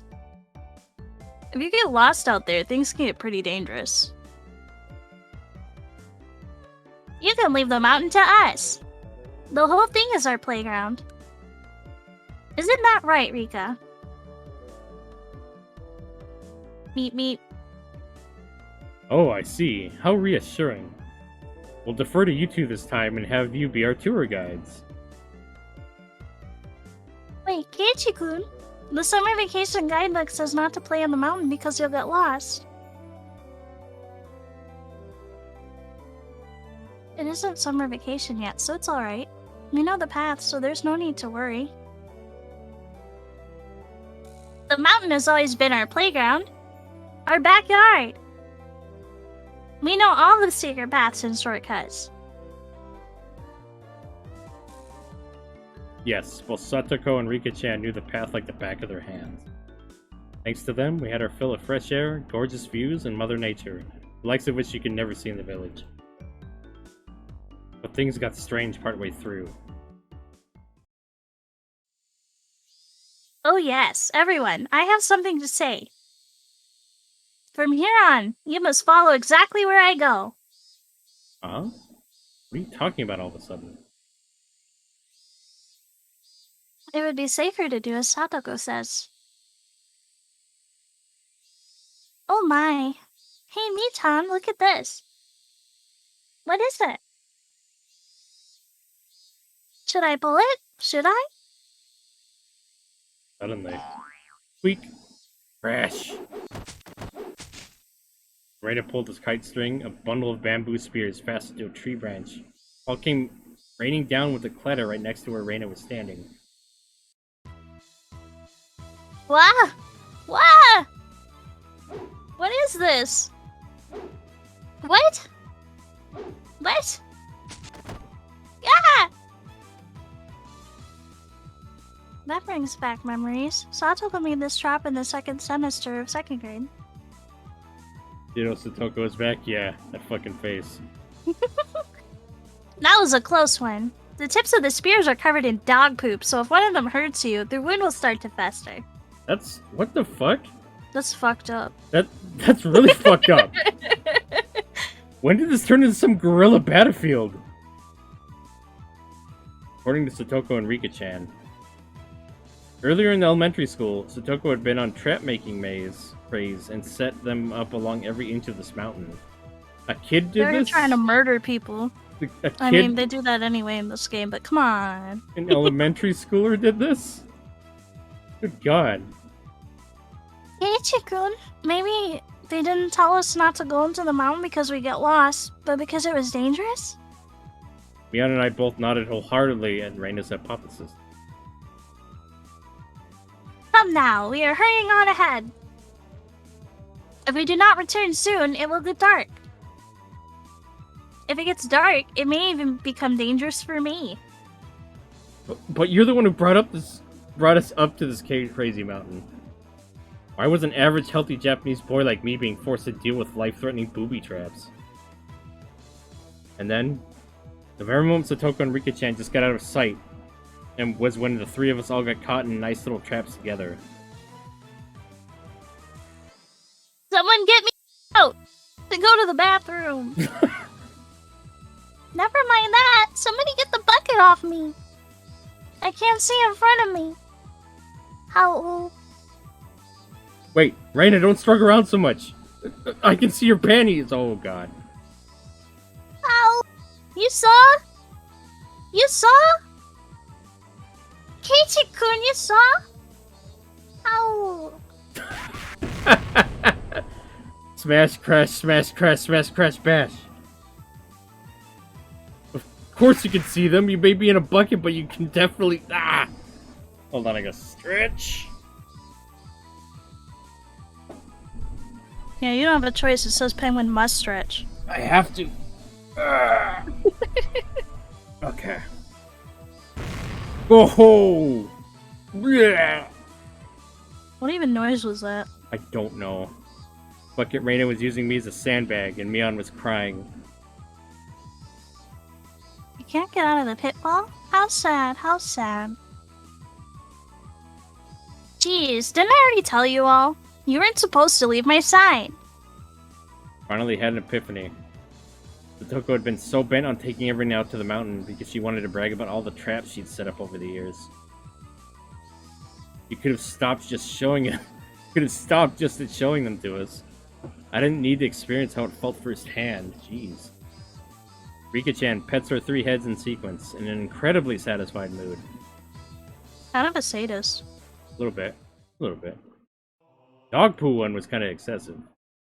Yeah, it's a little much. Trying to kill people out here. Give people E. coli poisoning? Infection? That's messed up. It's messed up, Satoko. Hell yeah. I gotta pee real quick, I'll be right back. Okay. If you want to entertain the chat while I'm gone. Okay. Hi, chat. How are you guys? Great, me too. I'm just kidding. I'm treating you guys like Dora. So today, what did I do? I don't even know what I did today. Men cannot hold in their bladder. That's interesting.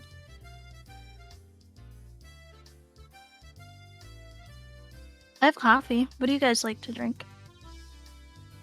I know, me too. Shaking my head.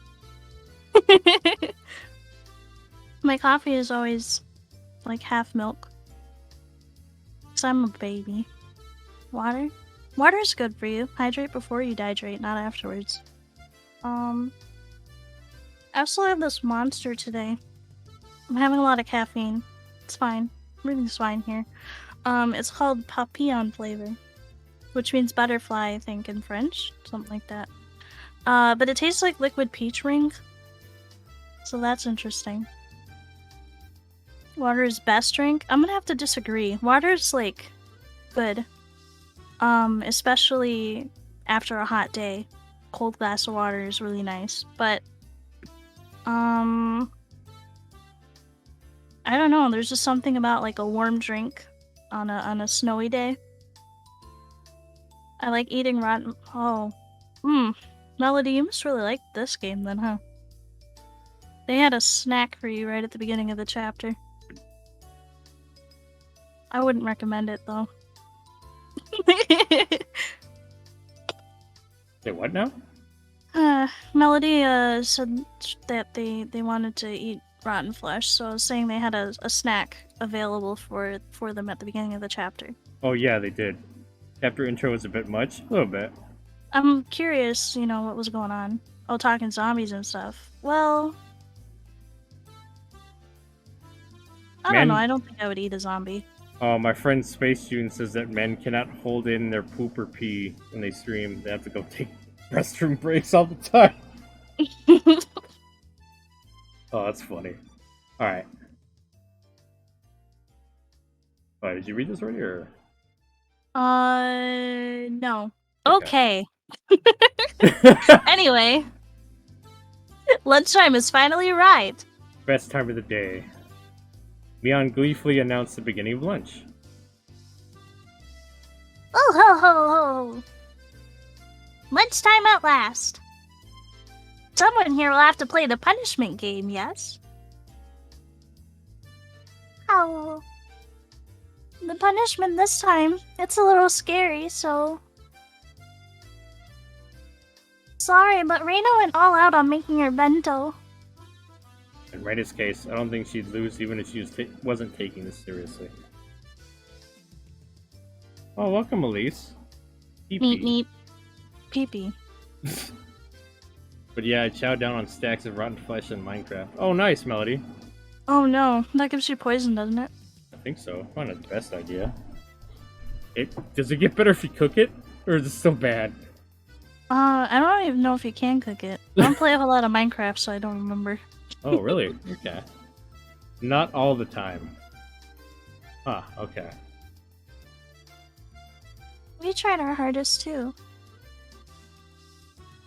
Satoko and Rika-chan made separate lunches today. What was the question? Usually you have the same bento, but that won't do for the showdown today, will it? Yes. It's quite alright. Rika and I made sure to make separate ones. Wow, Satoko-chan and Rika-chan both tried really hard. How exciting. What's a little surprising is that Kei-chan was able to make a bento. Good job, Kei-chan. It looks like you really can do it if you try. Maybe you got a little help, but... He cheated. I scratched my head and gave her a dry smile. My bento today had been made entirely by Satoko last night. It had none of my personality, so there wasn't anything in there they could praise me for. What does Keiichi-kun's bento look like? Oh, I can't wait to see. Don't expect too much. Just the leftover rice and side dish from last night. Leftovers are the foundation of bentos. Are they? This was a good way to use up leftovers. Yeah. Oh, Oh shit, I didn't set that. Let me set that up real quick.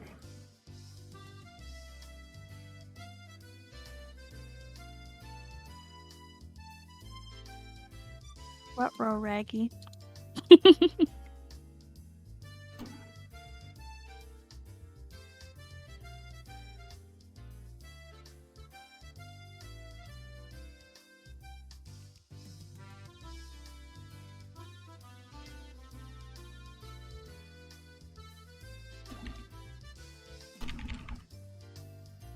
You may pat my head, but don't pull my tail or I'll have to curse your entire bloodline. It's just the way it is. I don't make the rules. I just follow them. Oh, didn't I ask you a while? Like, can you... This is a personal PR for most viewers I've had. It's good, Misty is... Do I win now?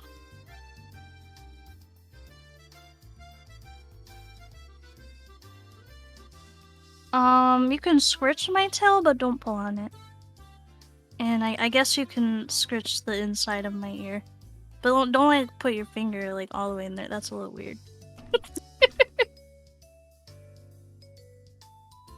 Okay, now the collab works.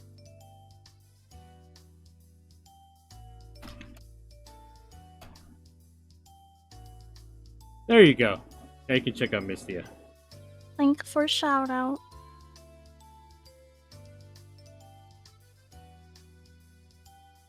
Oh ho ho ho! Now we'll know your dinner last night too. We'll kill 2 birds with 1 stone. Was it really better to hide the fact that Satoko came over and made bento last night? Made dinner last night? Well, of course it was. If I revealed that I didn't make my own bento, I'd be sure to end up playing the punishment game. Or if you revealed that you almost set the house on fire, I mean... Well, at least he's alive. Yeah. Today's punishment game was to stand right in front of the curry maniac cheese sensei and say bad things about curry. Just be like, I tried to make curry and almost started a fire. And she get really mad, right? Can't believe he couldn't make curry. It wasn't too different from telling people to jump out a 100-story window. Jesus. It was exactly the same as telling someone to die. He's exaggerating a little bit. A little bit. But me-chan, how will we decide who wins and who loses the bento showdown? Keiichi-kun made his own too, so maybe we should call it a draw for today? We could do that. That fucking face.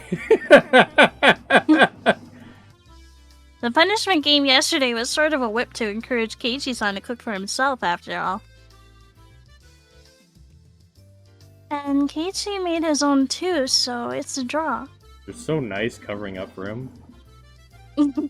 My simple bento was last night's leftovers. Could never have stood up to everyone else's bento that they made to win. I fully understood Satoko and Rika-chan's concern for me as they tried to end the showdown peaceably.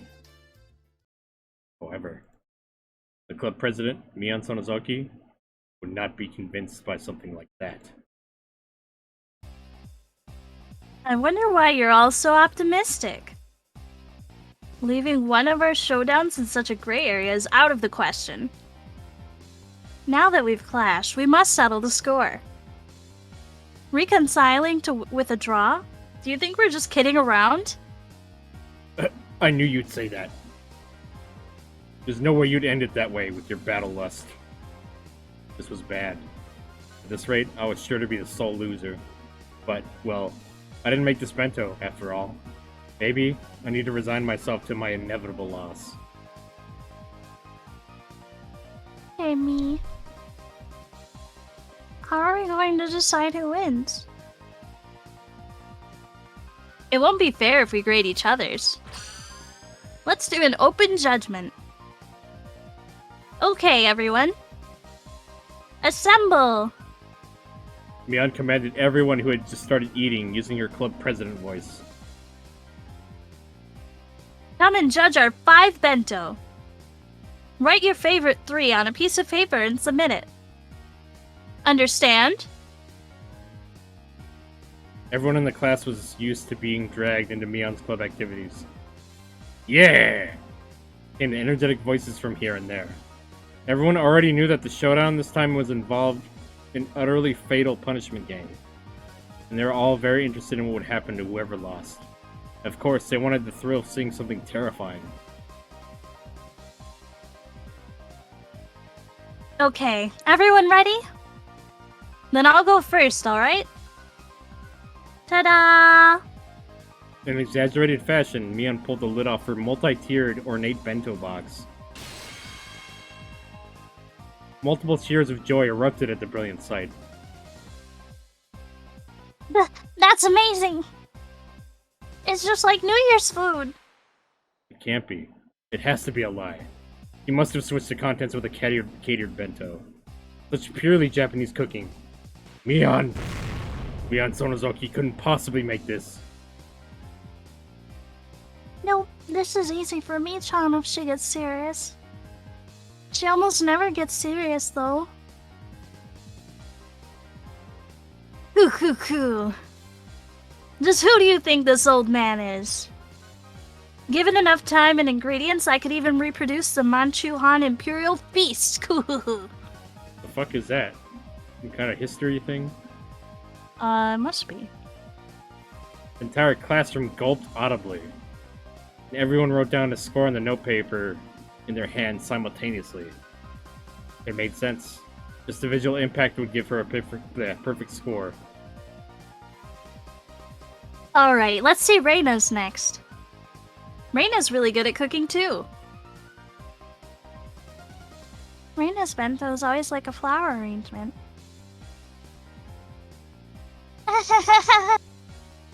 Thanks, everyone. I'll reveal my bento now. Star. Reina's bento was a beautiful mix of 2 colors of eggs and minced meat. And it, too, was a bento staple. The Saburo bento. She had been thorough with the side dishes as well, and they were abundant in number.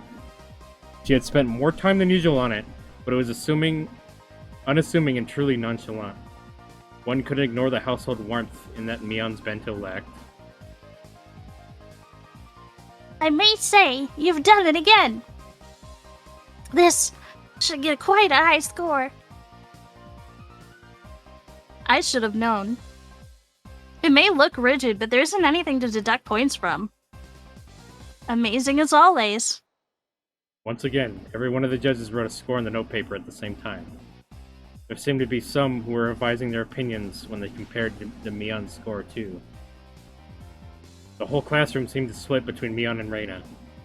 And on everyone's face, it was clear. They all wanted to be tasting them rather than scoring them. Then we'll be next. Yes! I will now reveal mine! Come to think of it, Satoko and Rika-chan ate with me last night at my house. It was impressive that they still made a bento. Both their bentos were clearly lacking compared to Mion's artfulness and Rina's perfection. However, because of that, you could sense from them how hard they worked. The toppings were a little on the rough side, but you could still feel that they tried their hardest. It made you feel a little biased so that you give them more points. A few people struck by just that once again revised their opinions and wrote in scores on their notepaper. Satoko, Rika-chan, you both made really good bentos today. They might not measure up to Reina or Mion's craftsmanship. When you think about that, they're pretty amazing. Satoko and Rika-chan glared at each other and grinned happily. Glanced at each other and grinned happily. Secret, okay? Mutter, mutter. Eh? What? When Satoko told me, I broke off from the others and secretly looked for my classmates' bento boxes. There, Tomita-kun and Okamuro's-kun's bento boxes. I took a quick peek inside and... half of the contents were missing! Not bad. In the end, Satoko and Rika-chan hadn't made bento today. A bold move. They got Tomita-kun and Okamoto-kun to share their bentos with them. Hey, Tomita-kun, Okamoto-kun. How did they buy you out? What are you saying, my Baira-san? When did we get bought out and for what? That's right. It's not like we traded them our duty watering the guard for half our bentos. Curse you, Satoko. What an impudent trick. Satoko grinned, showing her fang-like canines, and laughed in triumph. Teeth, though. Teeth. Oh, this is only something I learned from you, Keiichi-san. Oh ho ho ho ho. Yes, oh ho ho. See, gives a more refined oh ho ho. Hey, how naive, buying them out with watering duty alone. They're men. If you're going to buy them out, you need to do something a lot more spicier than that. For example, like giving them 3 tickets to walk Satoko and Rika-chan around like dogs all day? With them on all fours, wearing tails, and with leashes around their necks? What? The FBI are gonna come after Keiichi. FBI, open up! Whoa, that might be enough to get me to do anything? What the fuck, Keiichi? Keiichi, you're still a minor right now, but it's not cool, bro. Come on, dude. As I was lost in my wild fantasies, Mion clapped me on the shoulder and called me back to reality. Damn, it was just getting good. What the fuck? No, Keiichi. Keiichi, what the fuck? Dude? I'm gonna be a little happy when you die this time. Alright. Next up is K-Town's bento. We're all hoping for something pretty great because of your declaration yesterday. But how did it really turn out? Keiichi-kun can do it if he needs to. Reina was really excited for today.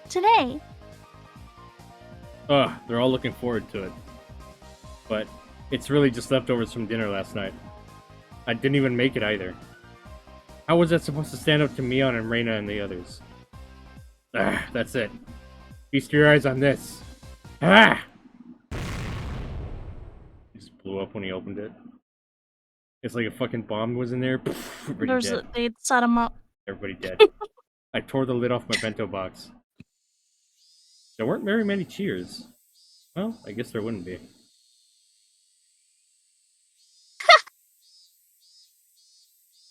Keiichi-kun, you tried your hardest too. Reina can't tell how hard you worked. Reina, don't feel like you need to compliment me. How did this happen? Was Keiichi-san really actually a hard worker after all?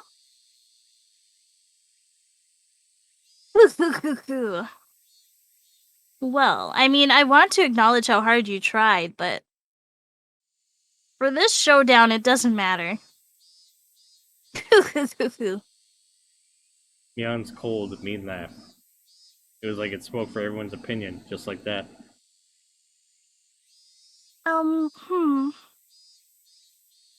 Keiichi-kun did really well considering it was his first challenge, you know?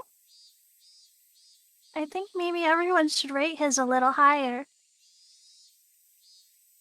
But for this showdown, it doesn't matter.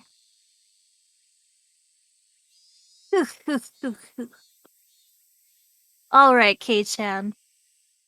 If you have any last words before we tally up the results, I'll listen to them now. What do you mean by last words? I mean that you might be hoping for a few extra points if you appeal somehow to the crowd. After all, for today's showdown, you need to avoid coming in last. If you do well enough, then maybe you'll be able to worm out of the punishment game. Oh, lots of weird laughs today. You're implying that Keiichi-san's bento is going to take last place, aren't you? At least you're practicing for the crazy laugh. No, this old man wasn't trying to say anyone's bento came in last or anything. Cuckoo. Mion cackled repulsively. In contrast, Satoko's smile was growing somehow awkward. Oh, right. Bento was filled with every last night's side dishes. That means it was basically a bento that Satoko made. And Mion outright said it would come in last place. Me-chan, are you being a little mean? Poor Keiichi-kun. Reina. Kei-chan knew that he couldn't lose today's bento showdown beforehand, didn't he? He did all that grandstanding yesterday, well aware of that. I don't think there's any reason to go on easy on him, do you? Right, Satoko? Yes. You are right. And he came here with this mess. It makes me laugh. Oh! Wait, Satoko-chan. You can't laugh at him. But that bento is just so ridiculous, I can't help but laugh. These side dishes look like they were bought from a shop. It's really disillusioning. Oh, she's crying. Look, this one was just taken out of a can, wasn't it? Cucumber here isn't cut cleanly, like the knife didn't go all the way through. Damn, she's roasting Satoko. Kei-chan, you never used a knife, did you? Your lack of experience is apparent. Stop, she's already dead. Put a fork in her, she's done. No, this goes beyond a simple lack of experience. The presentation is fairly monotonous as well. It's almost a shock to see such a lack of taste.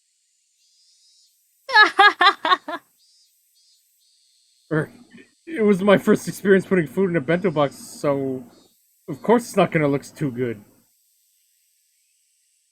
Kei-chan. There's a bigger problem than how you put it into the box. Tomita Okamura? Explain, please. Tomita-kun and Okamura-kun were chosen from our many underclassmen. Tomita-kun quickly adjusted his glasses and took a step forward. The fatal flaw in my bad son's bento. It's the coloration. As you know, there were 3 primary colors forming the basis of all colors. It's funny that they actually have sprites for these kids. Right? And they didn't show up earlier. Yeah. So if you want a well-balanced color scheme, then excluding white and black, you need those 3 colors. School club hijinks, yeah, pretty much. And nevertheless, if you remove the white and black from my brightest son's bento, all that would be left is dark green. Ah, dark green. No one would want to eat it if you describe it like that. I had forgotten. Kamita-kun and Okamata-kun had been brought out by Rika-chan and Satoko, so they weren't trying their hardest to let them win and make me lose, weren't they? Yeah, what strong wills they have. It was charming if only because they were working so hard despite having been bought out. Side dishes have no spirit in them either. They're all pre-packaged or canned food. In other words, out of the 3 necessary requirements for a bento, love, spirit, and taste, we can assert that my brother son's bento is lacking 2 of these. Oh shit. It's a love and spirit. The classroom, convinced by the elucidation of the mystery they were thoroughly baffled with, raised mysterious groans of admiration.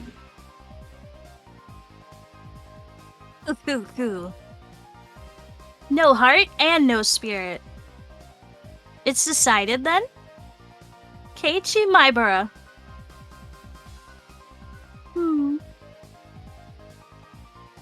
This may sound cold, but if you realize how much fun cooking is because of all of this, Keiichi-kun, isn't that enough? In any case, everything is fine as long as I'm not doing the punishment game. Reina's giving a dry smile as well. Oh ho ho ho! It's been settled, Keiichi-san. You're going to be the one to do the punishment game. Oh ho ho ho ho! Doesn't one of them have a crush on the girl who actually cooked it? I think so. I think they mentioned that last chapter. Weren't they gonna just make them for themselves? Why would any of them put love into them? That's true. You gotta love yourself, right? Right? A bento well, you do gotta love yourself, I guess. Yeah. A bento would need love even if it was made to be eaten by the chef. Same wavelength. Yeah, I mean, like, gotta love yourself to function, right? Right? She laughed in such a vile manner, but she didn't look like she meant it. Wait, if you love yourself, is that called, like, self-cessed? Only if you make an OC of yourself to ship with yourself. Okay. That's not the same. That's a whole different can of wax. I have lost the ability to love myself. A lot of us have, Melody. I think majority of the VTuber community has. God. People in our age group in general, right? Yeah, depression. Gotta love that shit. I knew that Satoko was speaking ill of a bento that she practically made herself in front of the whole classroom. I could tell how painful that laughter was. she's like, oh, this is fine. Internally screaming. Okamura-kun said before this bento lacked spirit, but among all the bento laid out here today, there wasn't a single one with as much spirit as this one. This meal, that she made for me yesterday, in such a good mood, although it looked like she was in a bad one. I won't let it end with the slander. Well then. Last place, Keiichi-san? Please, admit your honest defeat already. Did you wait for just a moment? When I began to speak in a low voice, the expressions of all the members of the club changed. Mion clicked her tongue. This man was baring his fangs at the last moment again. My bento was defeated because it lacked spirit? That's how you explained it? Am I wrong, Okamura-kun? Okamura-kun, who had suddenly been placed in the spotlight, looked flustered for a moment, but immediately stammered in reply that I was right. The fuck is this Phoenix? CG. Is Phoenix right now? Yeah, it is. Hold it. I need to Objection. How do you mean spirit? By difficulty? By effort? By sweat or tears? By its manifestation? And how would you rate these burns that are still on my hands? Oh, Oh wait. Oh, Ichi-kun, those are oil burns? We're almost starting fire sounds. We did start an oil fire. Great, the burn marks from when I almost caused a fire yesterday. It looked like I was having a ton of trouble cooking. You were, buddy. Yeah, If you can- really were. Oh god. You almost killed yourself in your house. Ace Attorney, lunch edition. You're right, Elise. I could clearly tell that the classroom was forced to acknowledge the effort I put into it. I see. To turn your failures at cooking due to a lack of skill into scars of hard work instead. As I thought, I cannot falter around this man. That's right. I lack skill. I'm so bad at cooking that my grandstanding yesterday was pitiful. But I didn't run away. I fought. And I delivered these results. Is that not spirit? What do you think? Reina wants to acknowledge it. Nobody can keep on going if their defiant spirit doesn't get valued. The girls in class started to nod in agreement. I Okay. just have to say I really like Rika's face over there. That's the smuggest little chibi I've ever seen. Okay, the tables are turning. Like, she's got, like, the deer in a headlight look. And she's like, damn, kids ruined my plan again. Yeah. While Tomita-kun and Okamura-kun, brought out by the objects of their unrequited affection, weren't about to lose either. They shifted to the counterattack, clearly exceeding the price they were paid. I see. I understand your feelings, my Bada-san. However, if spirit was all that mattered in cooking, the world wouldn't need chefs. That's right. If a chef brought you burned steak and said they put the spirit into it and tried hard, would you pay them? That's true. I probably wouldn't.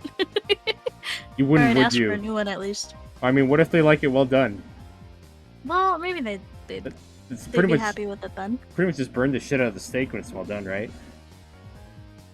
Feels like it. Doesn't taste good. It's the same thing. That's right. That's how it goes. The male students took Tomita and Okamura's side. Yeah, they did have a point. What about consideration? Even if he didn't get a totally black steak. Even if he did get a totally black steak. If I knew how much the mother who made it struggled, I would eat it. I would eat it all. Clap, clap, clap, clap, clap. Pangu, I think you should speak in third person from now on. Why? Well done and seared aren't just burnt, they're different. Seared is where you cook the outside, right? So yeah, it's when you get like the grill marks on it. Yeah. Some things are good kind of burnt, but not steak. Yeah. I like it rare. I like my medium rare. This time, the female students in the class took my side. Good. Now we're even. Besides, a bento is a refinement of one's love-given form. It only means something when the other person feels that way. Does your bento make us feel that way, Marbrada-san? Why are these two kids the experts? I don't understand. Like the Yeah, younger like, why kids. are they the experts here? Do they just eat a lot of bento or what? Fuck. No, it doesn't make me feel that way. You're mean! Oh, wait. You gotta Mean. do that. The girls in the class began to boo loudly at his remark. Oh, you suck! Get a day job! Get off the stage! Now even Okamura-san was panicking. Order! Will the spectators please refrain from making remarks? So Mion's the judge. Your Honor, okay. In order to prove how much of my spirit has gone into this bento, I call Miss Ryuga Reina, an authority in culinary arts, to the stand.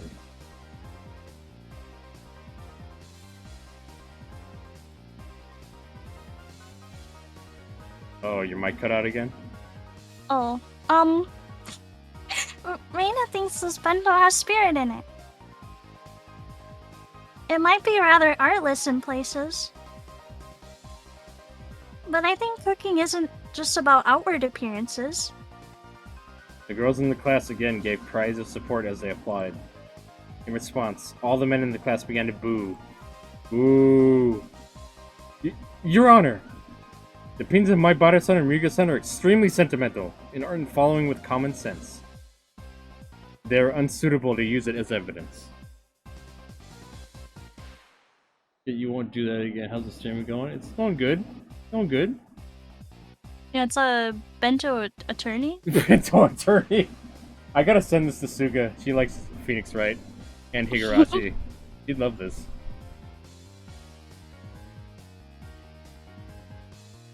Order! Order! The prosecution's objection is sustained. Now it's a courtroom. Go ahead! Ahem! Let's replace the bento in question with a birthday present, for example. Let's say on my birthday, I, Tomita, received a hand-knitted sweater. And he, Okamura, received a bookstore gift certificate for 10,000 yen. That felt strangely real. Is it actually just an example? Common sense dictates which of them has the spirit. It is, of course, the hand-knitted sweater. If we went back to the bento, this would be hand-made side dishes. And the gift certificate, which is nothing more than money, allows you to buy things. In other words, it's the same as a simple, meaningless canned goods. The boys and girls all began to argue amongst themselves about presents. They're all talking about what they received as presents in the class. Damn. Amida-kun, he changed the subject to something that could easily grab everyone's attention. Not bad. I'll lose the initiative at this rate. Objection! This matter regards the spirit put into the bento. It is entirely different from birthday presents, as they are each unique situations. Ruled. Will the prosecution please continue? Damn. Now then, what's important here is the fact that the spirit of the giver and the spirit of the receiver are totally different. Between the handmade sweater and that looks a little bit askew and the 10,000 yen bookstore gift certificate placed here before your very eyes, which would you say is the better choice? They're gift certificate, right? It's 10,000 yen! 10,000! How much is that? $100? So 1,000 is 10, roughly. But this is back in '83, so inflation, I don't know. Oh yeah, true. It's probably a little... Like 80? Or more? little, I don't know. Weird. Like 100 yen is about $1. Well, nowadays it's about 100 yen. Yeah. I mean, $100, not yen. Can you calculate how many comic books you could buy with that? You could instantly complete a full collection if it was around 10 volumes long. For manga? Yeah, probably. Dozens of happy, humorous manga. Yep. The bliss of your soothed heart can't be compared to the sweater. Well, these are all very opinionated. Very. Very subjective. Came out in 2004. $100, give or take. You're in a game. I'm alright, just finished Zoid's Battle Legends. I tried to get Koenig Wolf in the game. Oh wow. I prefer beans when they're hot. Cold beans remind me of dog food. Good one, Elise. I like that. Yen to USD stays approximate the same over long amounts of time. Its month-to-month fluctuates more IARC. $111.66 in CAD. Oh shit. The boys unanimously praised with applause. Materialistic brats? But all the guys that age are like that. Even I would choose the gift certificate over the sweater in that case. Hey wait, weren't you the guys who said it above love, spirit, and taste right at the start? Yeah, the second guy totally contradicted the first guy. Oh wow. Since when did the taste trump all? That's the stance they're taking now. I believe this has demonstrated the spirit of the giver and the spirit of the receiver have no casual relationship. Yes. No matter how much my Bada-san struggled to make this bento, that cannot enter into consideration for the rest of us on the receiving end. Mere sophistry, Tomita-kun. Sophistry? Is that like... the fuck does that mean? I'm gonna ask my friend Google. Google be like, what? The use of fallacious arguments, especially with the intention of deceiving. Fallacious? So like, fake? That's another, I think so, yeah. Kind of like sophisticated. Okay. Basically said with the intention of deceiving. Okay. Like it sounds nice, but it's a lie? Yeah, I think so. Okay. That's plenty of spirit. Whether that gets through or not, it's the receiver's problem. That's right. Boo! Boo! Get off the stage! Taste is more important, most important.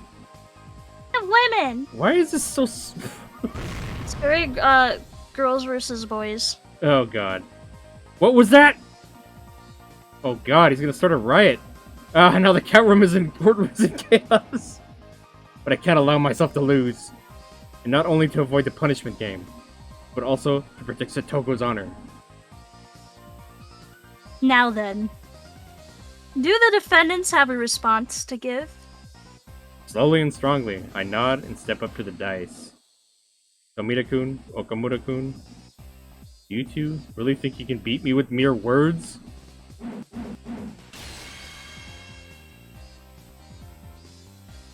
The prosecution just said that we should value the gift without basing it on the spirit of the giver. Correct?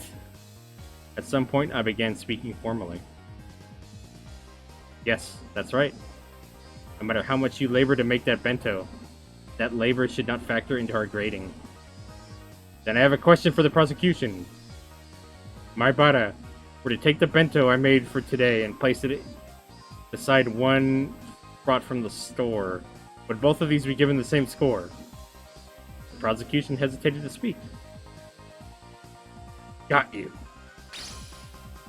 That's right. He's doing it again. The convenience... Objection! I need to like put the objection thing like right here. That right? logo. Fuck yeah. I agree. A convenience store bento doesn't even come close to a homemade one. No matter how badly it is, it has far more spirit than a bento that you just bought would ever have. You see, that spirit is being graded, meaning the spirit the cook can put into the bento has already reached the recipients. Admit it! Boom! Boom!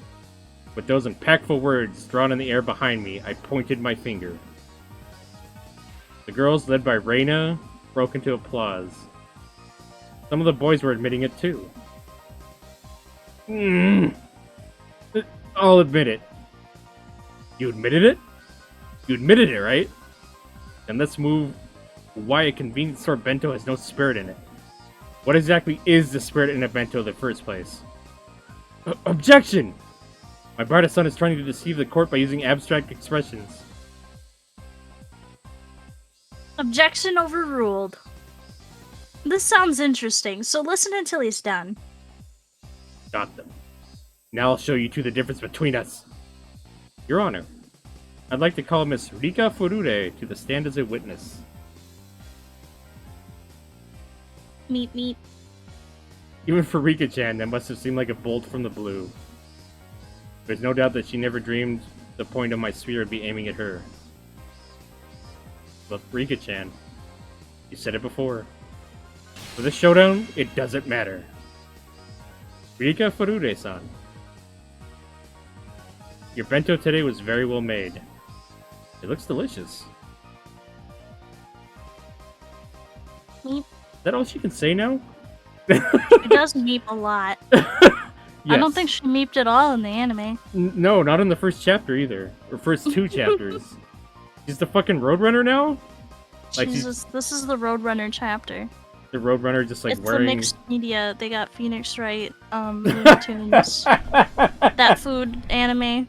Food Food Wars? Wars. Oh Yeah. god. Oh good lord. So this is like it's like the Roadrunners wearing a girl's suit. That's what this is. Yes. Yeah, she said Nipa a lot in the anime. Oh yeah, she did. Only remember the Nipas. Rika only says meep. She's broken. I think so. Dude, objection. Bento attorney only reminding me of Yu-Gi-Oh battles. A little bit, yeah. I placed my bento in face down defense mode. All the shit leaks out. It's face down. Like all the sauce comes out. Like fuck. Yeah. Satoko and Rika-chan's bentos have been made made of half of Tomita-kun's and Okamura-kun's. Prosecutor's faces turned pale, but they are too late. Reina, would you bring Okamura-kun's bento over here? Huh? Oh. Okay, sure. Your Honor, my bento has no relevance to this case. Overruled. Your Honor, I submit Okamura-kun's bento box as evidence. Look at it. Look at what's inside.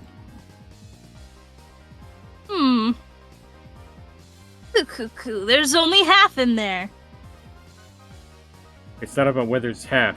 Please, look a little more closely. See? Ah! They're exactly the same! Your Honor, you've seen it. Miss Rika Furure's bento is stolen from Okamura-kun's. There is no way such a thing could have spirit in it. No, but that's just a coincidence. It's already obvious. Spirit, it's a game of catch between the giver and the receiver. The bento box, then, is the ball. That bento was something Okamura-kun had given from mother to son. That means Okamura-kun is the only one who can feel the spirit from this bento box. Now that it's been disturbed and been stolen, it no longer has that spirit. Dun dun dun! Yay, that did it!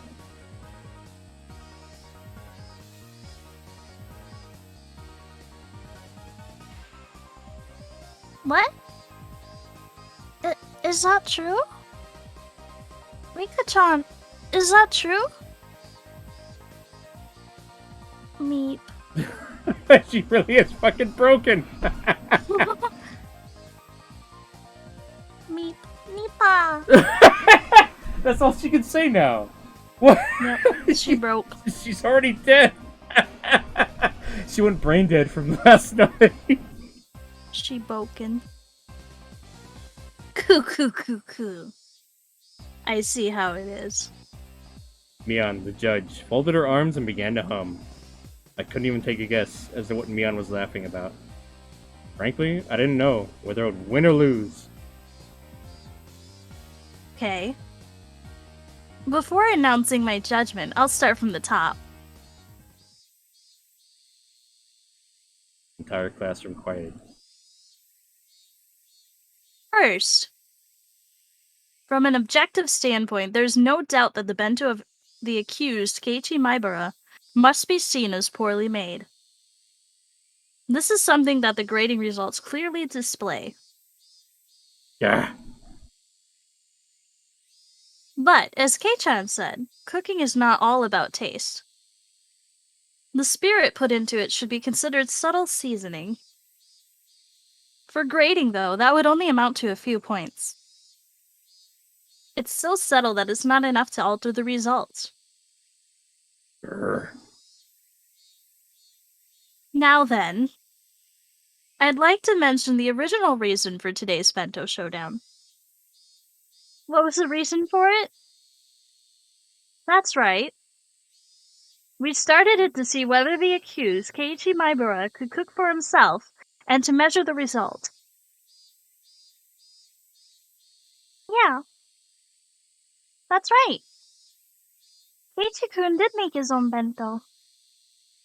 That stung my conscience a bit. But for the showdown, it didn't matter. So, the whole basis behind this showdown was to cook a meal for yourself. In other words, whether or not the meal was homemade. Rika-chan neglecting to do that is a much bigger problem than how good her bento is. In other words, is she disqualified? Nipa! Rika-chan let out a nipa, looking as though she had prepared herself for this outcome.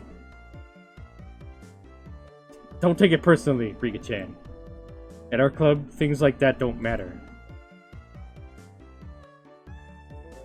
She did well, like I thought. First thing she said in a long fucking time. You tried your hardest until the very end. Rika-chan demanded I lower my head, then she pet it. With that over with, this case is closed. Today, last place goes to Rika Furude. Uh-oh. Whoa! Tubular, dude! Amazing. This is that miraculous turnaround. And last place went to Rika-chan, the one everyone had least expected. The whole classroom went wild. He's lucky she didn't tattle on him. Like she was too brain dead to do it this whole time. Yeah. She-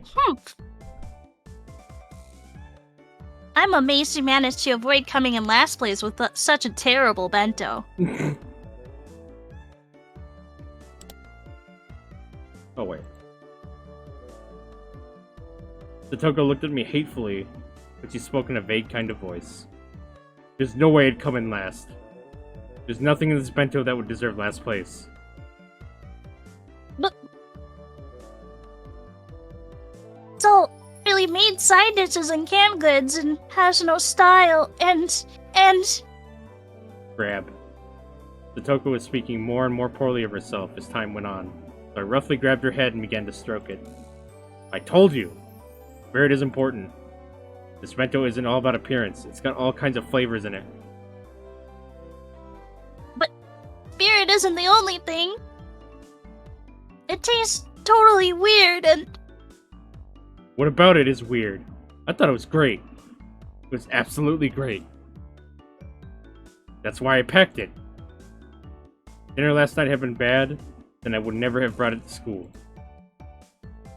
Or I would have come here with some bread and a milk carton. But... Oh, just shut up already. I caressed her head, swinging it from side to side. At some point, Rita had come up behind us. She was giggling to herself. That was the face of someone who had known everything from the beginning. When did you realize I hadn't made it? When you showed us your burns, I guess? I mean, there's nothing in your bento that you needed oil for. Dang, Rita's smart. Big brain. She do have the biggest brain. Mm-hmm. Reina-san, don't you think you're misunderstanding something? I didn't do anything. Huh? Satoko-chan, you weren't the one who made this bento? Then did Keiichi-kun make it by himself after all? Okay. Then I guess he did. Rina smiled roguishly and turned from Satoko to me. When you cut cucumbers, you hold the knife like this, and you go like this. As for the colors, you can express all sorts of things if you place the vegetables in the right way. The lettuce was clearly not meant for me. Lettuce. But you've gotten a lot better since the last time you showed us. I see you've been studying. If you keep this up, I bet you'll be able to make better and better dishes in no time. Continued saying words clearly meant for Satoko while facing me instead. Satoko was wearing an ambiguous look and couldn't even nod her head at her. Anyway, no matter what anyone says, I like the way my bento is today. I'm not going to share it with anyone else either. I'll eat the whole thing by myself. How greedy. Reina wants to try some too. As we were going back and forth, Satoko rubbed her eyes as though she was drowsy, and announced to Mion and everyone else. Excuse me, the truth is... I got Tomita-san to give me some of his bento. Stupid! Ojo, what are you saying? If you kept it a secret, then at least he would have been saved. Tomita-kun looked at her with an expression filled with regret and surprise. Is that true? Really? Oh my. Star. Leon spun her finger around and then pointed at the hallway, sending Satoko to the punishment game as well. Satoko left the classroom behind her, completely prepared as she thought she was going with Rika-chan on the errand. I can't let Rika go alone. I will accompany her to the depths of the very depths of hell. Damn. Evade the subject through lolly noises, what? Oh, Rika. Probably. Oh yeah. You don't need to go that far. My word, Keiichi-san really is terrible too. Humiliating only Rika like that? He is truly a rotten person. I didn't mean... I couldn't just return Satoko's kindness with malice. Hey? Satoko really is silly. Rika-chan spoke so that only I could hear her grinning happily. Now then. Let us be off, Rika. Punishment games are one of our duties as club members. Satoko seemed awfully happy, not frustrated in the slightest, like she always was when she lost. Damn. Rika-chan's right after all. Everyone here is a moron. Mion, I'll come clean too. I didn't make my bento today. I was the same, so I'm going with them. For the punishment game. Huh? Even you, Kei-chan? What's going on? Good luck. With the punishment game, I mean. I'll get the first aid kit ready. Call an ambulance in advance, will you? Maybe a hearse, just in case. Leaving a bewildered Mion and happily smiling Reina behind in the classroom, I went in the hallway. What are you doing? You finally won for once. I had no idea you had such an odd taste for these punishment games that you go so far as to volunteer yourself for one. Like, what are you, masochist or something? Guess so. It's a little much for a hobby, eh? I swear. I think you're underestimating this one. We're one thing, but grave harm might actually befall you, Keiichi-san. I hope you're ready to have 1 or 2 ribs broken. Ugh. That sounds like it would hurt. I don't like getting hurt. Really? Keiichi-san, you just stand there and nod along, okay? Rika and I will smooth it over. I swear. I can't believe I have to look after you even during a punishment game. Seriously. I already knew that her pouty behavior was a sign that she was actually in a really good mood. So it made me want to smile. Hey, I do want to eat some vegetable stir-fry. Satoko, can you make that? What? Well, there's nothing I can't do if I put my mind to it. She can make it very well. I really like Satoko's stir-fry. Keiichi's a masochist confirmed? Pretty much.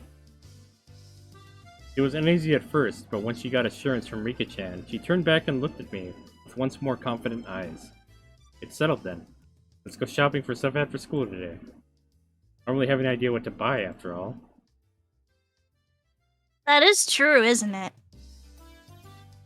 I think it's still too early for you to go shopping at the supermarket, Keiichi-san. Bit and curry ladies curry? Yeah, I suggested that earlier. That's gonna be great. If they actually do that, I'd laugh my ass off.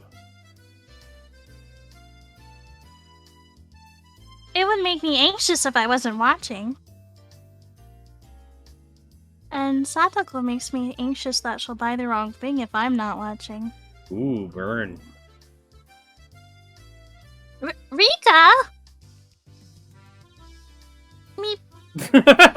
She's back to being broken. She broke.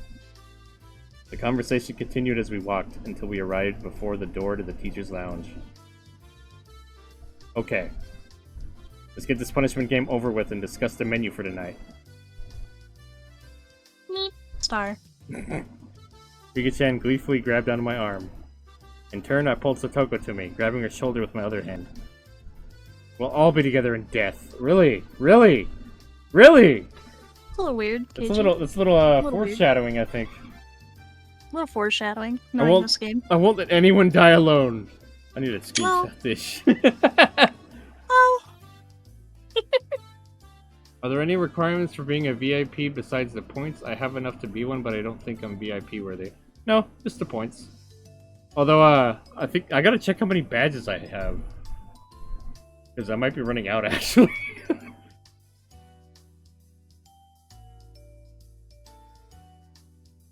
Oh. We're all together. I won't let anybody die alone. More foreshadowing. What an indiscreet thing to say. I want no part in something so disturbing. You may have sounded annoyed, but she was so happy it was gonna make me blush. Alright. Just beyond this door is the world after death. However, we shall return. All of us will. Yes. Everyone will. Then, let us sally forth. Blam! We opened the door into the world of death. And like she did every day, just as the sun rose in the eastern sky, Kie-sensei was eating curry for lunch. It was store-bought, but she made the point of eating a different brand every day. Oh my. Maibara-kun, Furude-san, and Hojo-san. Is something the matter? She appeared to be in the middle of a moment of supreme bliss, her mouth full of her beloved curry. And we were to pick a fight with her. What a crime this punishment game would be. However, it was what we had to do. For that was the rule of our club. Three of us held each other's shoulders tightly and once more. Alright, let's do this. Ready? What do you mean, ready? Keiichi-san, you're going to stay quiet. Rika and I will handle everything. Entrust your life to me for now. Go for it, yay. What are you all doing?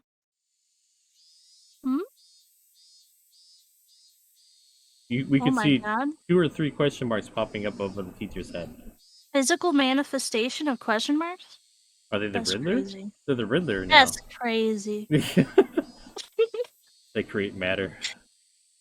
Alright, Satoko. This is the only time I'll trust you with my life. Because I'll be shutting my eyes tightly and only thinking about what we'll be having for dinner. I'm leaving it to you. Satoko inhaled deeply. And so? Hey, you over there!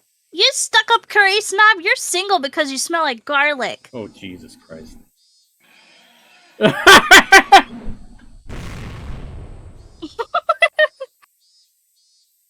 And they were never heard from again. Triple kill.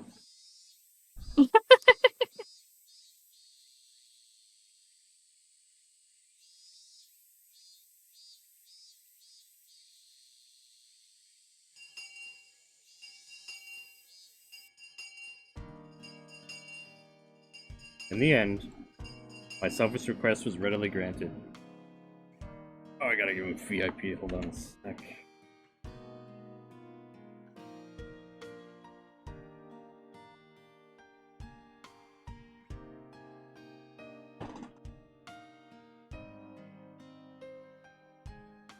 Oh, wait. Whoops.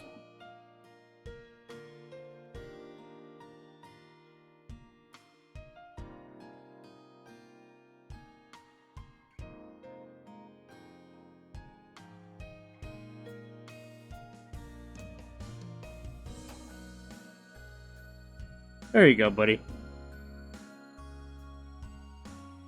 His power, this is the end of chapter 3. Uh-oh. That was quick. In the end, my selfish request was readily granted. As Satoko muttered complaints under her breath, quite merrily, she came with me to the store.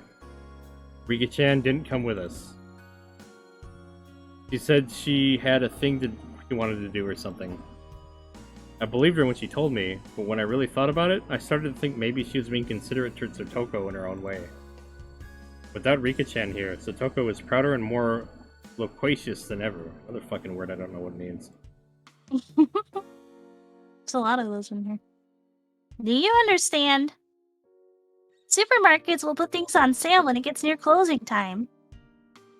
For example, you can't have stir fry without some pork, and if we wait a little longer, it'll be marked half off. They can't sell meat or fish once it's not fresh anymore. They really do that at supermarkets? No way. I don't know. So they make it all cheaper in a last-ditch effort to not have anything left over. Of course, every veteran housewife is familiar with this concept, and when we get to close to happy hour like we are now...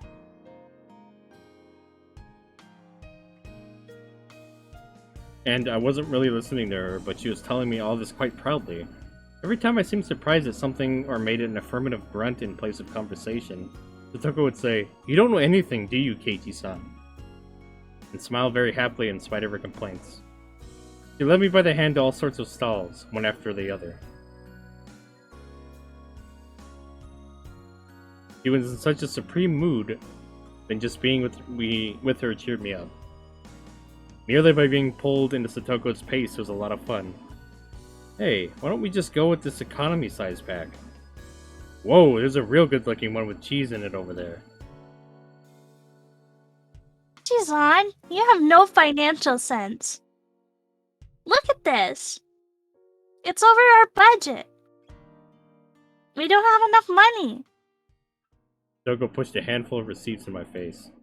Why can't Satoko do these kinds of mental calculations when she's at school? Rat. Should we buy a load of normal ones? Or buy a fewer one of the better stuff with the cheese in it? This is quite troubling. Calm down. For boys at your age, it's wiser to choose quantity over quality. Grr, Satoko, you're being too strict. A man's heart desires both quality and quantity. Why can't you understand that? No matter the size of a man's heart, his wallet won't be any bigger. Is there implied innuendo here, or am I, just overthinking it? I don't know, but either way, she's throwing shade. I swear. Hey, stop clinging to the glass so stubbornly. After enjoying ourselves in such a short exchange, we started to hear energetic voices coming from by the butcher we visited earlier. I could see a handful of housewives flooding the place. Oh god. Oh no. Unleash the housewives! Oh no! Oh no! Night of the housewives. If we don't hurry, all of the half-off pork will be gone. Ow, ow. Don't pull me. Don't pull my neck. Weird place to pull somebody. Satoko really seemed like she was having fun. Oh, I gotta hydrate. I gotta stretch. I'd wait before you died wait.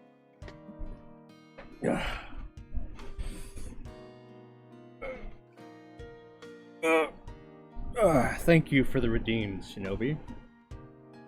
I am no longer leashed? What the fuck, Elise? I can use my points for Ada, stretching, hydrating, and penguin laugh. Oh, great! That's great. She's power is then chapter 2 octopus, the annoyed at Kei-chan. Woohoo, I can post links like hentai chapters, mahaha. Better not, Shinobi. We don't do that here. You look like a kid who had grabbed your family's hands while running towards an amusement park attraction. In the end, the bag of pork we obtained was so normal that it almost hurt, but I knew that it would taste absolutely delicious. Outside, at some point, the cicadas had been replaced with the Higurashi's chorus. The air was so clear and it felt so good. Our silhouettes stretching out on the ground made for a really wonderful picture. We had filled our bicycle baskets to the brim with those shopping bags. They only contain ingredients and various other foodstuffs. Foodstuffs? What? Stuffs. That's a gamer term. Isn't it? Foodstuffs. What the fuck? Were they being hip when they translated this? They're hip? Even so, every last thing packed in them sort of looked really happy and made me feel really happy in turn. Going shopping for dinner seems pretty sensible too. It makes you really enjoy your meals. I can't wait to eat. It's a part of cooking for yourself as well. Dinner starts while you're shopping for it. I'm so excited for this. Vegetable stir fry isn't even in my mom's cookbook. I never get to eat it unless we go out to a Chinese place, so I'm really looking forward to it today. That is indeed a pity. Then today, I will present to you an especially tasty dish. Normally, right about now, was the time I would start messing with her. But I didn't. Yeah. I bet you'll end up making something really great. I'm really looking forward to it.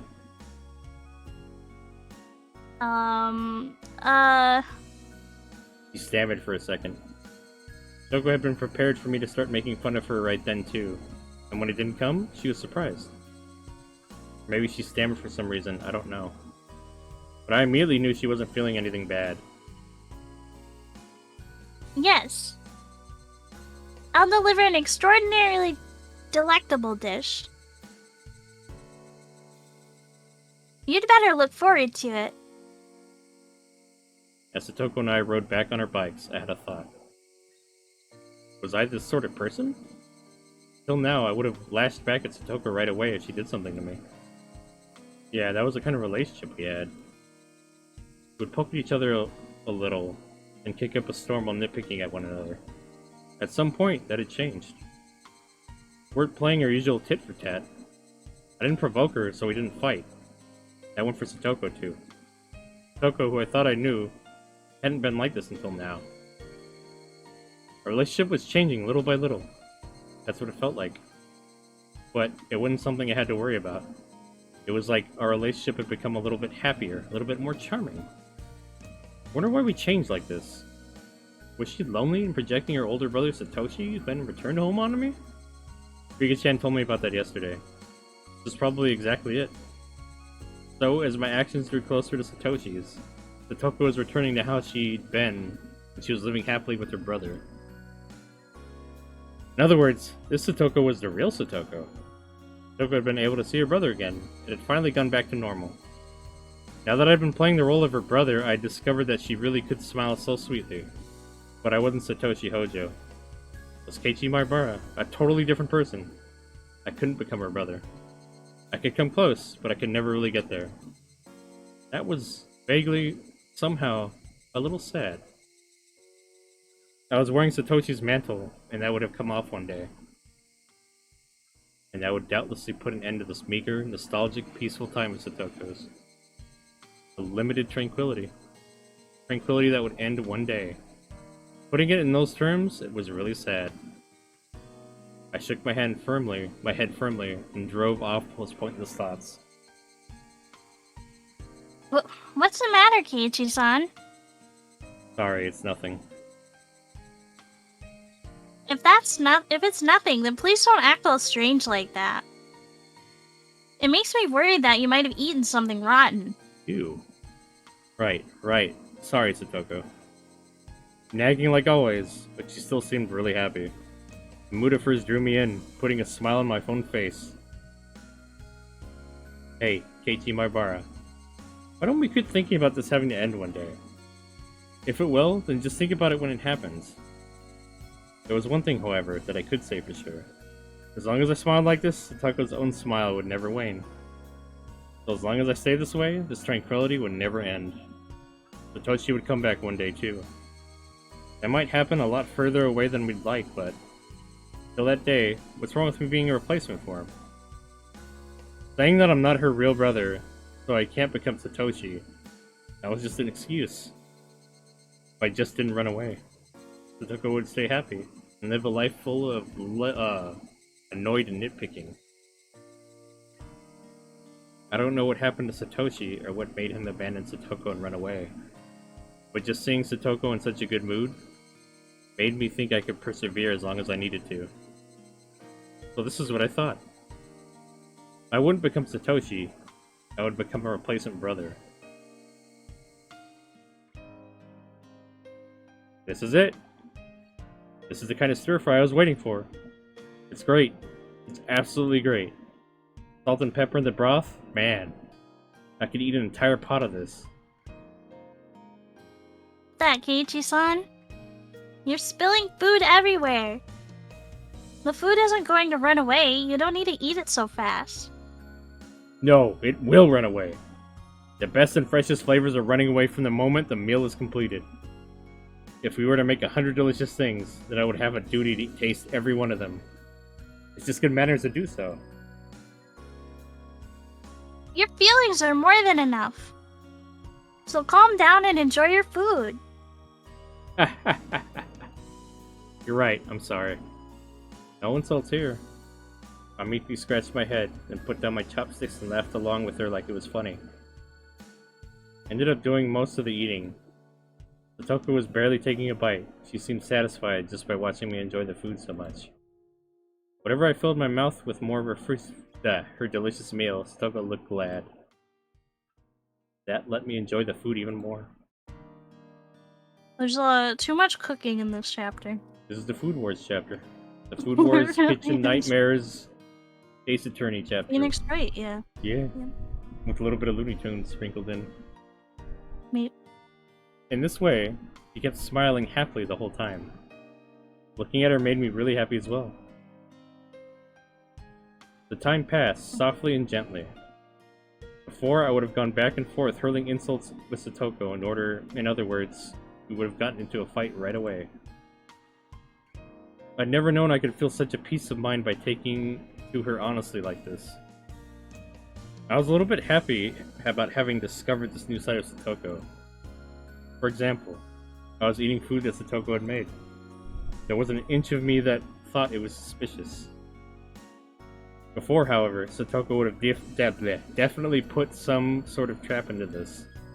I think I ate too much. I'm gonna take a Wow. It's not something you just say out loud in front of little girls. It's weird. Oh my god. It's rude and I weird. think I ate too much. I'm gonna take a dump.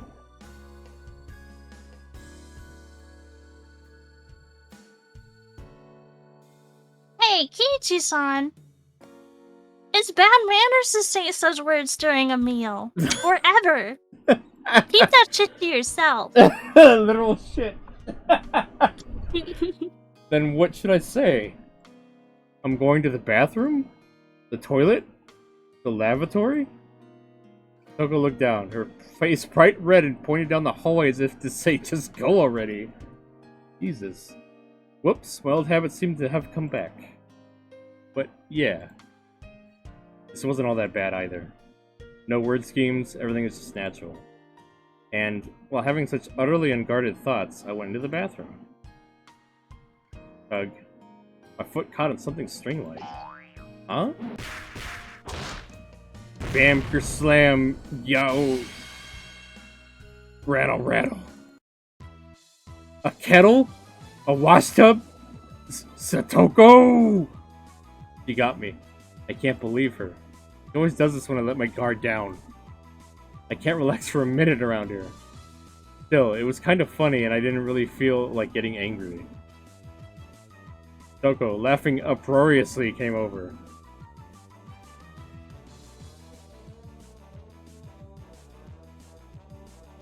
Misty, you live? Oh, the mic cut it out. Uh-oh. I must have peaked the microphone. Uh-oh. See? See? I knew you would fall for it sooner or later. Why, you little... Let my guard down for 1 second and this is what I get? I picked up the wash tubs that had crashed into my head and went to go hit Satoko with it. But then I doubled over with the laughter that was been welling up within me, so I couldn't manage it. I wish things could go on forever like this. But unfortunately, And people are gonna be dead. Everybody died. Not like I was having the most fun since coming to Hinamizawa or anything. All tsundere-like. But it was probably the first time that I spent my day so simply and comfortably. It really wasn't worth much. It was only a few hours after all. As an only child, it was my first taste of having a sibling. Just washing dishes with her felt really nice. Side by side we washed, but the experience of Satoko doing most of the work as I threw in appropriate words to add to the conversation. The scene was so commonplace, yet and yet so mild and warm. Maybe I'd felt this kind of warmth before too in the past. I think I've stood next to the sink with my mother like this when I was little. It made me feel nostalgic when I remembered it. It was the same sort of slow, easy time. It was tranquil. Such a quiet tranquility that the fact I wasn't uneasy about anything itself made me uneasy. Hey, wait, Keiichi Maibara. You feel uneasy about something just from spending time so leisurely? There's nothing at all feel uneasy about. I mean, why would I be punished for enjoying a gentle life? I'd do anything to keep these days going, and I would never do anything bad, no matter what. I'd work hard for it and endure much for it. So God. It's not much of a dream to want this kind of thing to keep going, but can't you grant it? Nope. Nope, bad stuff about to happen, I'm sensing. Oh? I think they triggered some red flags there. They did, they triggered all the red flags. Every Is single that one. not the telephone? Who could it be at this hour? Hmm? Oh, you're right. Hadn't noticed until she mentioned it. Really, how do you ignore that? It's kind of loud. Yeah, I heard you stand up and ran to the phone. Who could it be at a time like this? I did feel a little like the phone had interrupted my happy moment. God damn it, phone. But I still wanted to brag about how happy the time I was spending made me, no matter how it was on the other side. Hello? This is Maibara speaking. Hello? Keiichi? It's your mother. Oh, hello, Mommy. What is it? Pretty late. That was a little cold of me when she was only calling because she was worried about her son. I couldn't help but give myself a dry smile. Sounds like you're doing just fine for yourself. I was worried that you couldn't make dinner and went to bed hungry. Nah, it worked out. Did you make dinner properly? What did you have tonight? It was vegetable stir-fry, rice, and miso soup. Bought stuff for it at the supermarket, plus a whole bunch of side dishes just for fun. Oh yeah, listen to this. Got the pork during the sale and got it half off. The things a housewife knows, right? And also, all of that was thanks to Satoko, not something I should be proud about. But still, I couldn't help but want to boast about dinner tonight. Seemed like Mom got the hint that I was in a really good mood. I see. I'm so relieved that you're doing just fine. Oh, yes, and another thing. Your dad and I finished up with our job. We think we'll be back tomorrow afternoon or evening. Oh, I see. You did well for 2 nights. We've been pulling all-nighters, too. It was a lot of work, but we managed to fill the gap in your dad's mentors event. Cool. That's good. Well done. Why did my parents coming home seem so disappointing? I knew a little bit of the reason, of course. Tranquility I never wanted to end was about to end so readily, and it was a little painful. After being asked what kind of souvenir I wanted from Tokyo, and replying that anything edible would be great, I put down the receiver and Satoko appeared, having finished cleaning up her trap. At first, Satoko was in a very good mood, but when she saw me put down the receiver with an uncertain expression, her own clouded over a bit. Seemed like she's gotten the gist of what the phone conversation had been about. Was that your parents, Keiichi-san? Yeah. Mom says they'll be back tomorrow. Oh, that's good then. I won't have to go to the trouble of making you dinner tomorrow. Now you can enjoy your meals with just your family. No, that's not it. When I think about the dull, plain dinner table coming back tomorrow, it's a little lonely. You sure do live in luxury. A family sitting around the dinner table is the most fun way to enjoy a meal of all. Her brother, Satoshi, running away from home came to mind immediately. But there was no gloom in the way she said it. It was only for 2 days, but they were very enjoyable dinners. Well then, next time I'll go to your house to visit. Huh? Satoko momentarily made a happy smile, and a second later it changed to an expression of surprise. My house is small, and it's dirty. And the kitchen isn't as good as this one. Is it the death scene yet? I feel kind of sick. Not yet. It's gonna be a while, I think. Well, I don't mind. But, well, if you don't want me to come, then I won't. Satoko shook her head firmly, her whole body expressing denial. I gotta get you to teach me a whole bunch more stuff, too. I finally managed to figure out how to use the rice cooker and how to cook miso soup, after all. That's right, isn't it? Perhaps we should use this opportunity to have you learn more about cooking. It was so like Satoko to take this chance to proclaim that it was all for my sake. There was no way to conceal her own enthusiasm. It was true that her gentle time would come to an end when my parents got back. There was no need to lament that, though. I could easily put in the effort to continue our mild moments like this. Like yesterday, Satoko told me she didn't need to be escorted home. But Rika-chan wasn't with her tonight. She'd be going home by herself. Everyone knew everyone else's face here in Hinamasawa. So it wasn't like it was dangerous to go out at night, but it still wasn't good to send a girl all on her way all alone. At the very least, that's what I thought of Satoko's older brother. I'll take you as far as the school, at least. There's more lights over in that direction anyway. It's really fine, alright? If someone bad shows up, I will take them down with one finger. There was no point in pressing her any more on the subject, so I took a handful of Satoko's hair and rubbed her head vigorously. Come on, Satoko, don't complain so much. Your Nini will bring you part of the way there. That's what I was about to say when I suddenly got embarrassed and my voice trailed off. Nini could only be the nickname Satoko gave to her older brother, and nothing else. I was about to use it pretty lightly, so I started to feel apologetic and a little ashamed. Nini. Huh? What did Satoko just say? Well, Keiichi-san just seems like an older brother. That is what I said. It's not quite right, but you seem kind of alike, so I just... Oh, ho ho ho ho ho ho. Satoko laughed awkwardly and turned red in the face. Of course, I was embarrassed when I saw her too, because the fact that I was trying to act like her brother had gotten across. A warm feeling spread out from my chest. It was completely different from romantic feelings or any of those more impatient emotions. It was much more graceful, quiet, and warm, and calm. Satoko still needed her Nini. I initially thought that Rika-chan was being sly by not coming today. When I thought about it like this, I could feel a kind of thoughtfulness of her worrying about a good friend's feelings. Maybe Rika-chan had understood that she couldn't play the part of her brother herself. So then, no, let's stop there, Keiichi Maibara.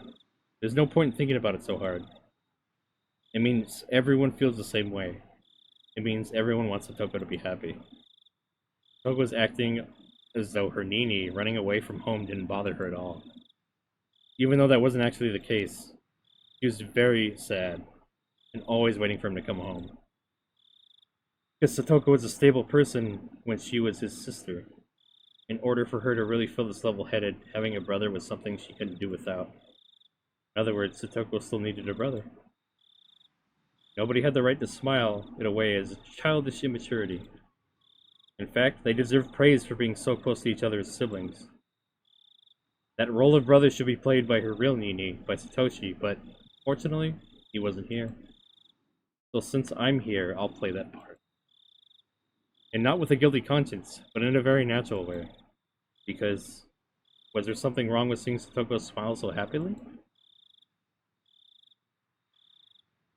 What is it, Keiichi-san? You've been smirking for quite a while now. it weird for me to look happy? It isn't weird or anything, but, well, The sound of the motor on her bike light was too loud and I couldn't hear what Satoko said. Huh? What? What did you say? nothing. You really are just like Nini, you know? Eiichi-san. Is that right? Of course, you're completely different from my real Nini. But, like, there's things. Things that you do the same. It's really a mystery. The same. Do you feel lonely when you remember Nini? Once I said that, I thought for a moment that was absolutely the wrong thing to say, but Satoko didn't seem to mind one bit. It's not that I'm lonely. Since Keiichi-san is being my Nini for me right now. Hey Lily, welcome! Welcome. Well,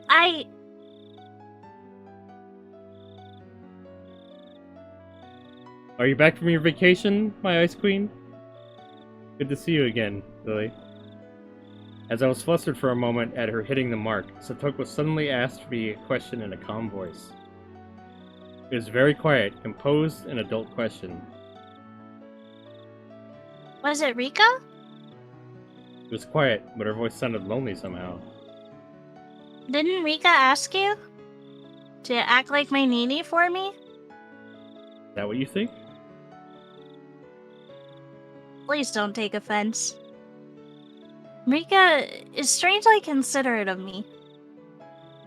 But it really doesn't bother me that much. I could say for sure that at least was a lie. Yesterday and today, Satoko had been so happy spending time like this with me as siblings. And that was proof itself that she was lying about it not getting there. So I gave Satoko a light poke in the head. You're thinking too much, dummy. I'm me, Keiichi Mabara. I'm not your Nini. That's Satoshi Hojo. Know that. Despite her saying that, her expression seemed a little lonesome. At this point, Satoko herself had realized her question had been the wrong thing to say. We didn't need to keep talking about something that Satoko regretted. So in order to cut the conversation short, I grabbed Satoko's head and pet her. Let's not talk about silly things like that. It's getting late, so get back home, brush your teeth, and go to bed. Rinse your mouth before sleeping, too. It'll keep you from getting a cold. You're one to talk, Nini. Be sure to brush your teeth, okay? Rinse your mouth and wash your hands, then get your books ready for tomorrow, and... I wondered what kind of siblings Satoko and Satoshi were. I've never seen them together, but I could say without a doubt that they were really close. Welcome, Venus! Not yet, tomorrow's the last day. Oh, okay, well enjoy your last few days at that cottage. Silly.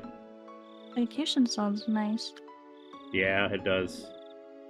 As for the way in which they were close, it was probably quite like this. It was so cool that the day's heat seemed like a lie, and yet the moonlight was somehow faintly warm. The quiet chorus of the insects were pleasing to the ears. How are you guys? We're doing well. We just got through, where the chapter started out with fucking bodies in the sewer. Then we switched to Food Wars. And then some Ace Attorney. some Ace Attorney, some Looney Tunes, and now we're having happy, fun love time right now. Family-friendly. Bro with sister vibes. Yes. But not in the, like, separate what are you doing kind of way. In the wholesome way. Yeah, yeah. God. The quiet chorus of the insects was pleasing to the ears.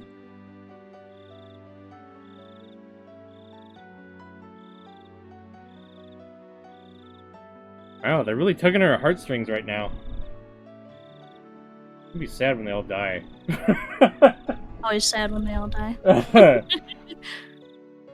Toko's Trap Course, Intermediate. Uh-oh.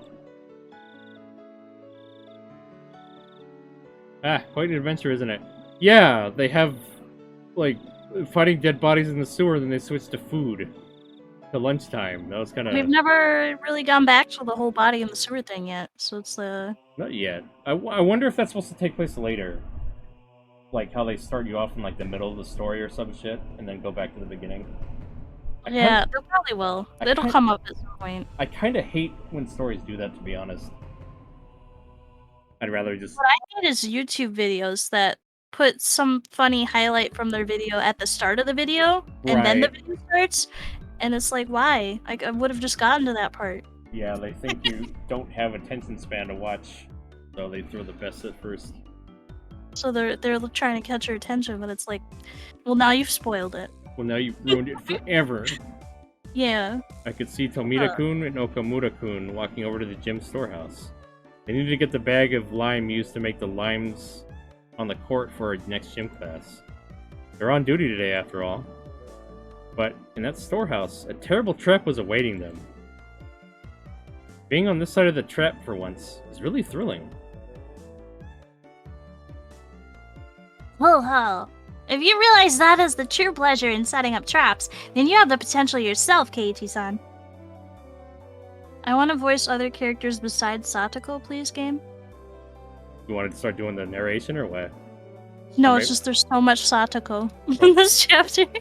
And yeah, Satoko and like Meep Meep. And Meep Meep, yeah. The two of them fumbled around with the gym storehouse's lock. Oh? What's this? Okamura-kun pointed at the part of the door that started whispering to Tomita-kun. Then, realizing something, they both jumped away from the door. Oh, Satoko, I think they found out. Did we mess up? I had calculated that they would notice the trap at the entrance. And of course I've calculated what action they will take now. According to Satoko, after they noticed the suspicious trap on the door, they would go around and try to get in through the back window. And just as she'd prophesied, they went around to the back. And just as she'd prophesied, they climbed up, opened the window, and tried to sneak in. Wow, amazing. Everything's exactly like you said. Ah, I got them. Poof, poof. Explosion of pure white lime bursts out of the window. After a few moments, the two of them managed to crawl away from the window, both of them completely white. They got hit with flour or some shit? Oh, I'm guessing it's probably flour. This is the moment I live for. It tastes like honey. The moment? The moment tastes like honey? Never heard anybody say that in my life. But still, that was some trap. You would have had to know everything to set up something like that up. Where'd they put their hands, their legs? Where'd they jump down? Listen carefully, Keiichi-san. The first step to making a trap is to watch and observe the victim. You must scrupulously predict their movement patterns, how they'll move at any given moment. If you do that, then you can achieve the greatest possible results with only the most minimal trap. Why are these kids using big-ass words? I don't understand. Yeah. Come to think of it, before Satoko read the final move at the final moment earlier, Mion had given them high praise, saying she had the marking of a genius. So it's all about reading the opponent. So then, the traps you've caught me in before, they work because you figured out everything I'd do? Yes. I can see right through all your actions, and that's how I set them up. So, if one day you suddenly started having different habits and behavior, I wouldn't be able to anymore. Bragging that she could anticipate everything I'd do. That was kind of mean. Okay then, let's play a game now. I want to test whether your predictions are accurate. Yes, that's fine with me. Keiichi-san, you are particularly easy to get a read on. I could do it before breakfast. Oh! When we went back to the classroom, Satoko tore off pieces of paper and wrote something on the back of them, making 3 cards. Of course, I didn't know what she'd written. Please, pick one of these cards, Keiichi-san. If you do not pick the one that says, "You're a loser," you will win. Great, you're on. The club has built up my sensitivity to this stuff, so I'll smash right through your predictions. Satoko smirks and holds out 3 cards. Set your mind to full power by calming it, Keiichi Maibara. Cool and collected is how you win. If I don't pick the losing one, I'll win. Which means if I do pick it, Satoko will win. In other words, Satoko wants to make me pick the losing one. What would she do to make sure I pick the losing one? Did she even predict something like that? Statistically speaking, isn't there some rule that says I'm more likely to pick the one in the middle or the ones on either side? And then it hit me like a flash. This is what Mion would do.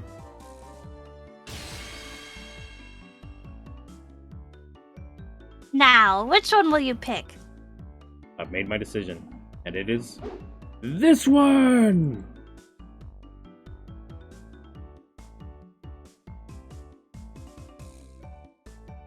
What are you doing? I steal all 3 cards from Satoko's hands. I predicted what Satoko would do in advance. Satoko wanted to make sure I picked the losing one, which meant all 3 of these were losing ones. That's how I knew. Allow me to look at all 3. I flip all the cards face up, and on each one, there's a single word. You're a loser. What is this? You're a loser? Huh? It means just what it says. If you had only chosen one, you wouldn't have lost. What? Then you predicted that I'd draw all 3? Yeah! I held my head in my hands and fainted as Satoko revealed at the might of her abilities. Her shrill laughter echoed throughout the classroom. And then, there was a proof of slime powder came down upon Satoko's head. I looked to see Tomita-kun and Okamura-kun, all in white, dumping a whole bag of lime powder on her, getting their revenge.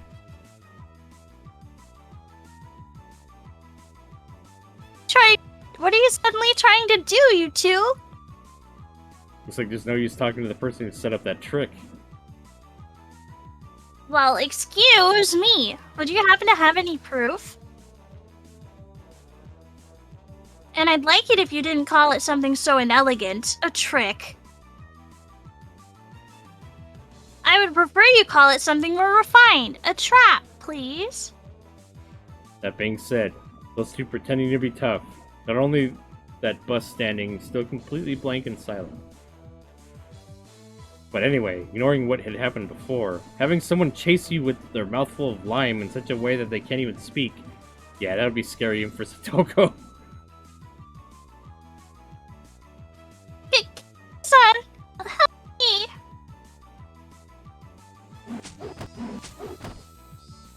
Our underclassmen crashed around the classroom in furious combat, getting their white lime everywhere. Hey, Satoko? Why couldn't you see that coming exactly? At the time, I hadn't seen something coming too. So, yeah, the teacher coming to me afterward and giving us all the stern talking to. Oh, I got in trouble. Uh-oh. You think it's a good stopping point, Mystia? But yeah, I think it's probably good. About almost 4 hours in. I'm guessing in your next reading, there'll be probably some crazy stuff happening. Possibly. These chapters are long, though. They are. Okay.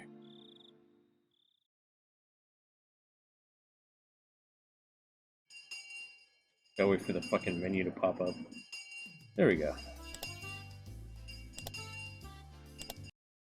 Yeah, everybody, thank you for coming out. Thank you again, Mystia, for coming. I appreciate it. Yeah, it was fun. Yeah. You ever want to come back, let me know. Nice meeting your chat. Hello, goodbye. Yeah, if you ever want to do this again, let me know. I'll be doing this shit for a long time. How long these chapters are. It seems like a long game. I think I know what part of the anime it's about to get to, but there's like extra stuff thrown in, of course. There's 8 of these chapters in total. And okay. Each one takes a while, so I'll be doing these for a while. Yeah, no kidding. Yeah. Yeah. Alright, I'll hop out so you can end your stream properly. Thank you, Mystia. Let me see. Let me give you another. Yeah. Here's Mystia's Twitch. Please check her out. She's great. She's wonderful. Thank you. Check out Penguin too on Iceberg Penguinato / Twitch.tv. Alright, other way around, but you know. Yeah, shout out yourself. Look, they're not already here. Here we go. I do it all the time. It's fine. Okay, you can follow me here. Yeah, follow Penguin. If y'all want. Or it's actually like, here are my other socials if you guys want to connect with me there. Yeah, go follow. Go do all the follows. Yeah, Do all of them. all the follows. Alright. Goodbye, Penguin. Goodbye, everyone. Good Thank night. you, Mystia. See you later. Alright, everybody. Now we gotta choose somebody to raid. Onishan. I'm gonna raid him. He's playing Apex Legends. He's a cool guy. You'll like him.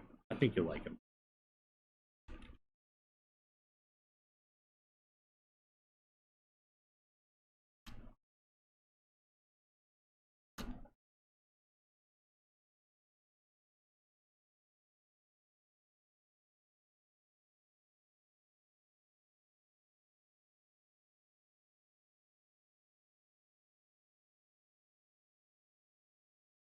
Here's a raid message.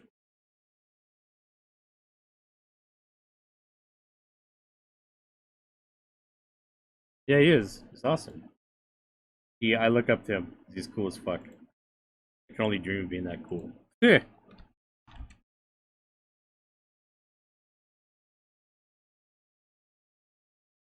Valid username. Damn it. He has 3 eyes. God damn it. Okay. We load up his stream to make sure he's not ending. I tend to like rating people when they end their fucking streams. There's 3. There we go. Alright, everybody, copy down that raid message. We're gonna raid Onishan. Let me make sure he's not ending. Nope, he's not ending. Okay. But yeah, go check him out. He's cool. Thank y'all for coming out. I appreciate it. And I hope y'all have a good night. I'll be doing some more reading tomorrow night with Onyx Menhara. I think it was their name. Onyx the Demon. I gotta check the name. But yeah, Onyx will be with me tomorrow night. Come check me out. And yeah, have a good night, everybody. See ya.